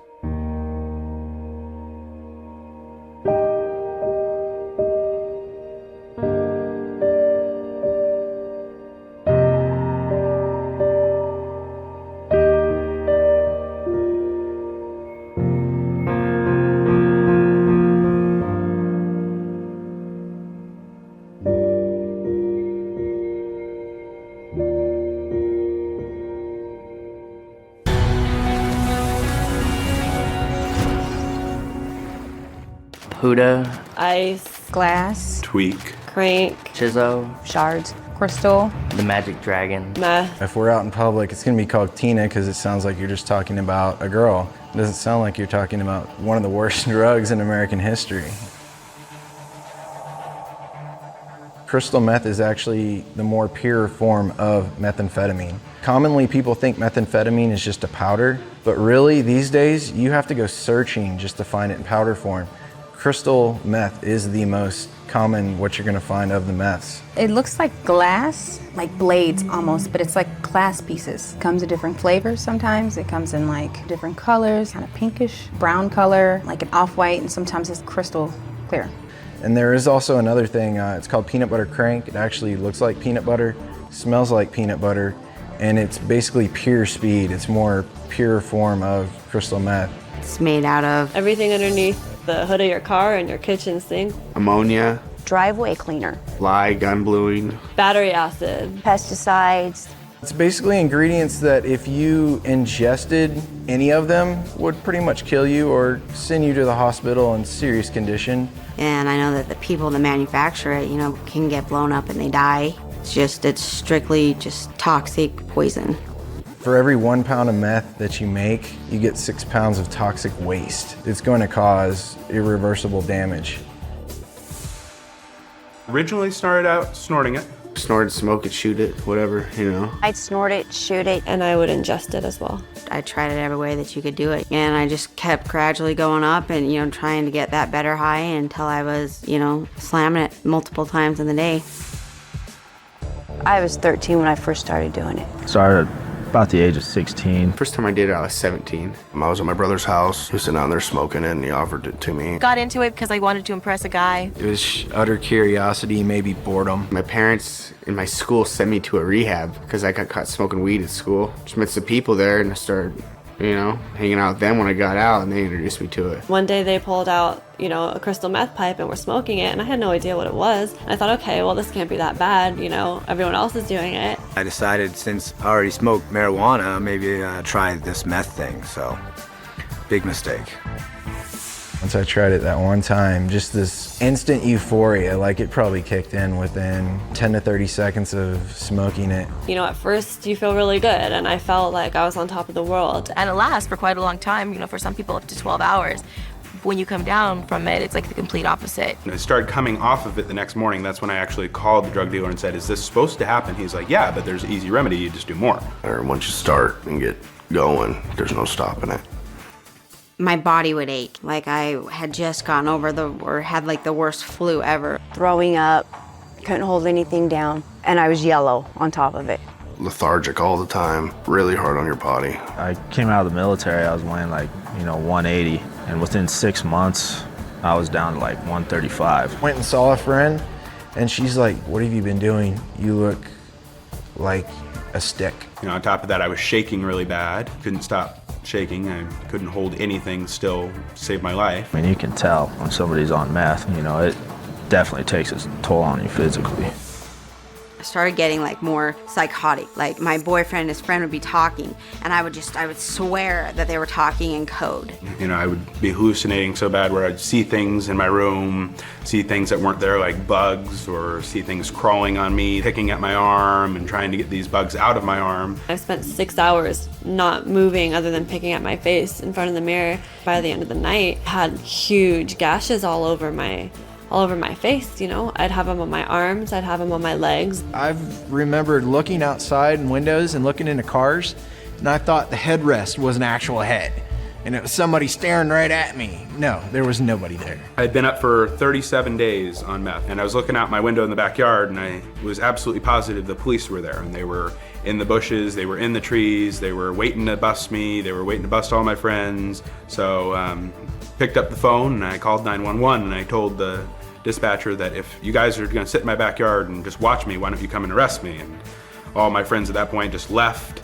The police came, they surrounded my house. Eventually they had to get me and tackle me and get me out of the house. And ended up taking me away. I'm thinking people were chasing after me. I actually went to a family member's house and they ended up calling the cops on me because they didn't know what was wrong with me. Woke up in a padded room and I spent a week in a mental hospital. And you just go crazy on it because you're tweaking. You're not thinking straight. Kind of gets your wheels turning real fast. You'll start projects without being able to finish them, or you can't concentrate on any one thing. Just constant motion, and you're doing absolutely nothing. I would just start getting real irritable, cranky, tired. You get depressed. Feel worthless. I remember just wanting to lay in bed and sleep my life away. That was the only way I could function, is if I did just do a shot. Just needed that and wanted it and was gonna do anything to get it at that point. Wouldn't have any problem going to your house, kicking your door in, robbing you for everything you had, just to get it. Makes you not care that you're wasting your life away. Makes you not care that your sister cries at night because her brother is out committing crimes and manufacturing methamphetamines. Had completely kidnapped me, mind and soul, and the more I did, the more it built up inside of my body. I noticed in myself short-term and long-term memory loss, nerve damage, my muscles sometimes twitch, just things that seem to be irreparable. My gums have permanent damage. I have permanent bone loss underneath my gum line. I have an eroded esophagus now. 6 years ago, it was near cancerous. I still have problems today with it, and I mean, really bad heartburn. If I drink water, it can burn my throat. I got cut from here all the way down to below my bikini line, and they removed all my large intestines. It left me with 1 inch. I have tendinitis now. Well, I got hepatitis C from injecting drug use. You know, doing all that battery acid and muriatic acid and all that, it eats away not only at your teeth, but every bone, your eyes, it kills you. You are the company you keep. So if you're hanging out with people that do drugs, you're gonna do drugs. I don't care who you are, you're not going to be able to function better on drugs. Of course, I was always warned as a young kid, you know, stay away from this, stay away from that. Whereas knowing what I know now, yeah, I would have definitely avoided it. You know, nobody ever told me when I started it that, hey, this is an extremely deadly poison. If anybody had actually told me what it would really do to me, I would have walked right away from it and told them they're crazy. You know, there's nothing cool about it. There's nothing fun about it. It's deceiving at first, but it'll just take you to a place of going nowhere. You know, becoming addicted for just one try or just one time, it's not worth it because that one time can kill you. A couple nights of fun could lead to a whole lifetime of destruction.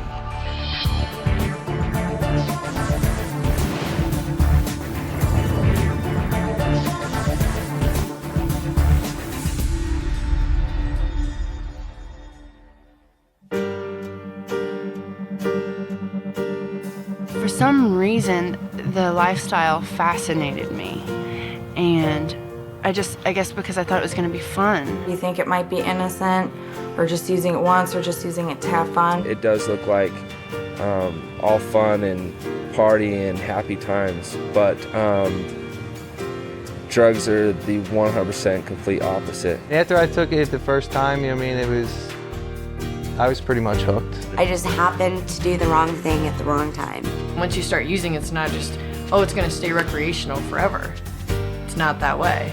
It progresses, it gets worse. It's definitely a dangerous road to go down. It's like playing Russian roulette with your life. You have no idea what you're getting yourself into. It might seem like it's cool and you escape reality or whatever, but all you're doing is postponing the inevitable. You're just masking your problems rather than handling them. The drug becomes the fix, and what happens is, after weeks, months, years of living that sort of, lifestyle, is the problems just stack up. You may be angry at people in your life, and maybe that's why you start using drugs.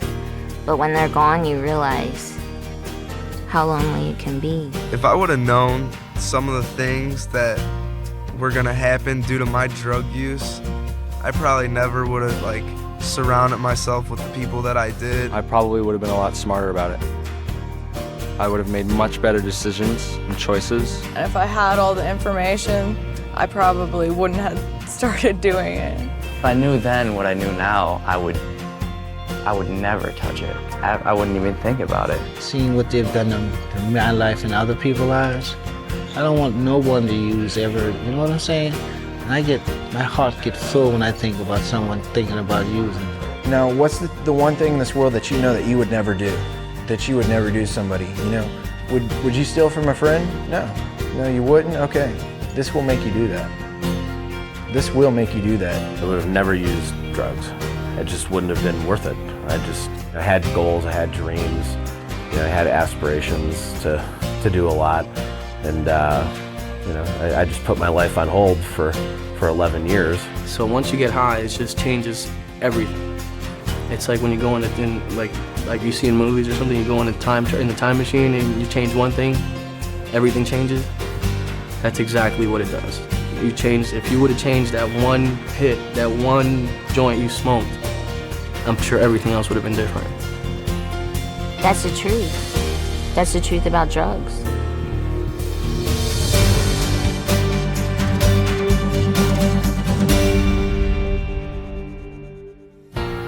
Arm yourself with all the facts. Get the Truth About Drugs booklet set.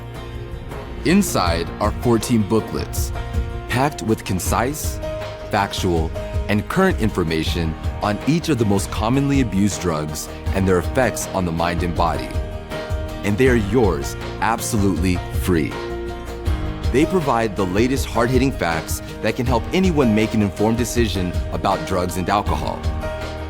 Find out what's in today's drugs and how they work, what effects they have on the mind and body, why people take them, how they negatively impact lives.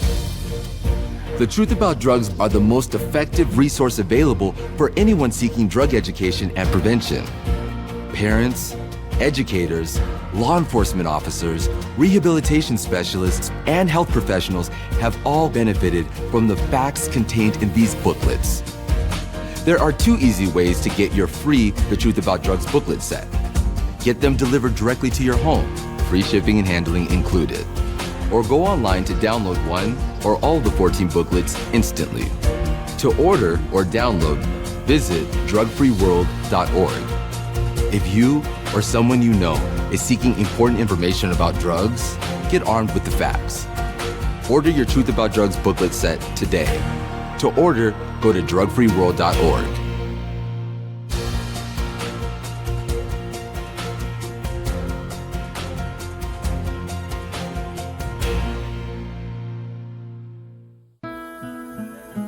There is an answer to the nightmare of addiction. The Narconon Drug Rehabilitation Program. For over 50 years, Narconon has been helping those thought lost to substance abuse.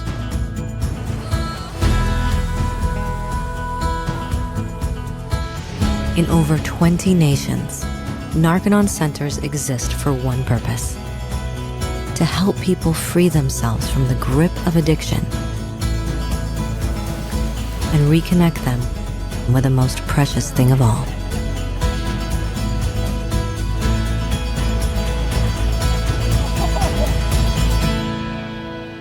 their own lives.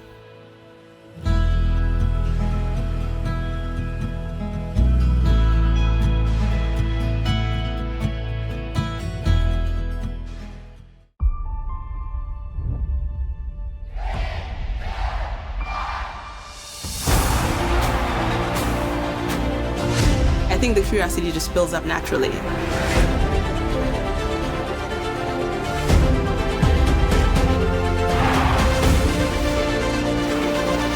What actually is Scientology?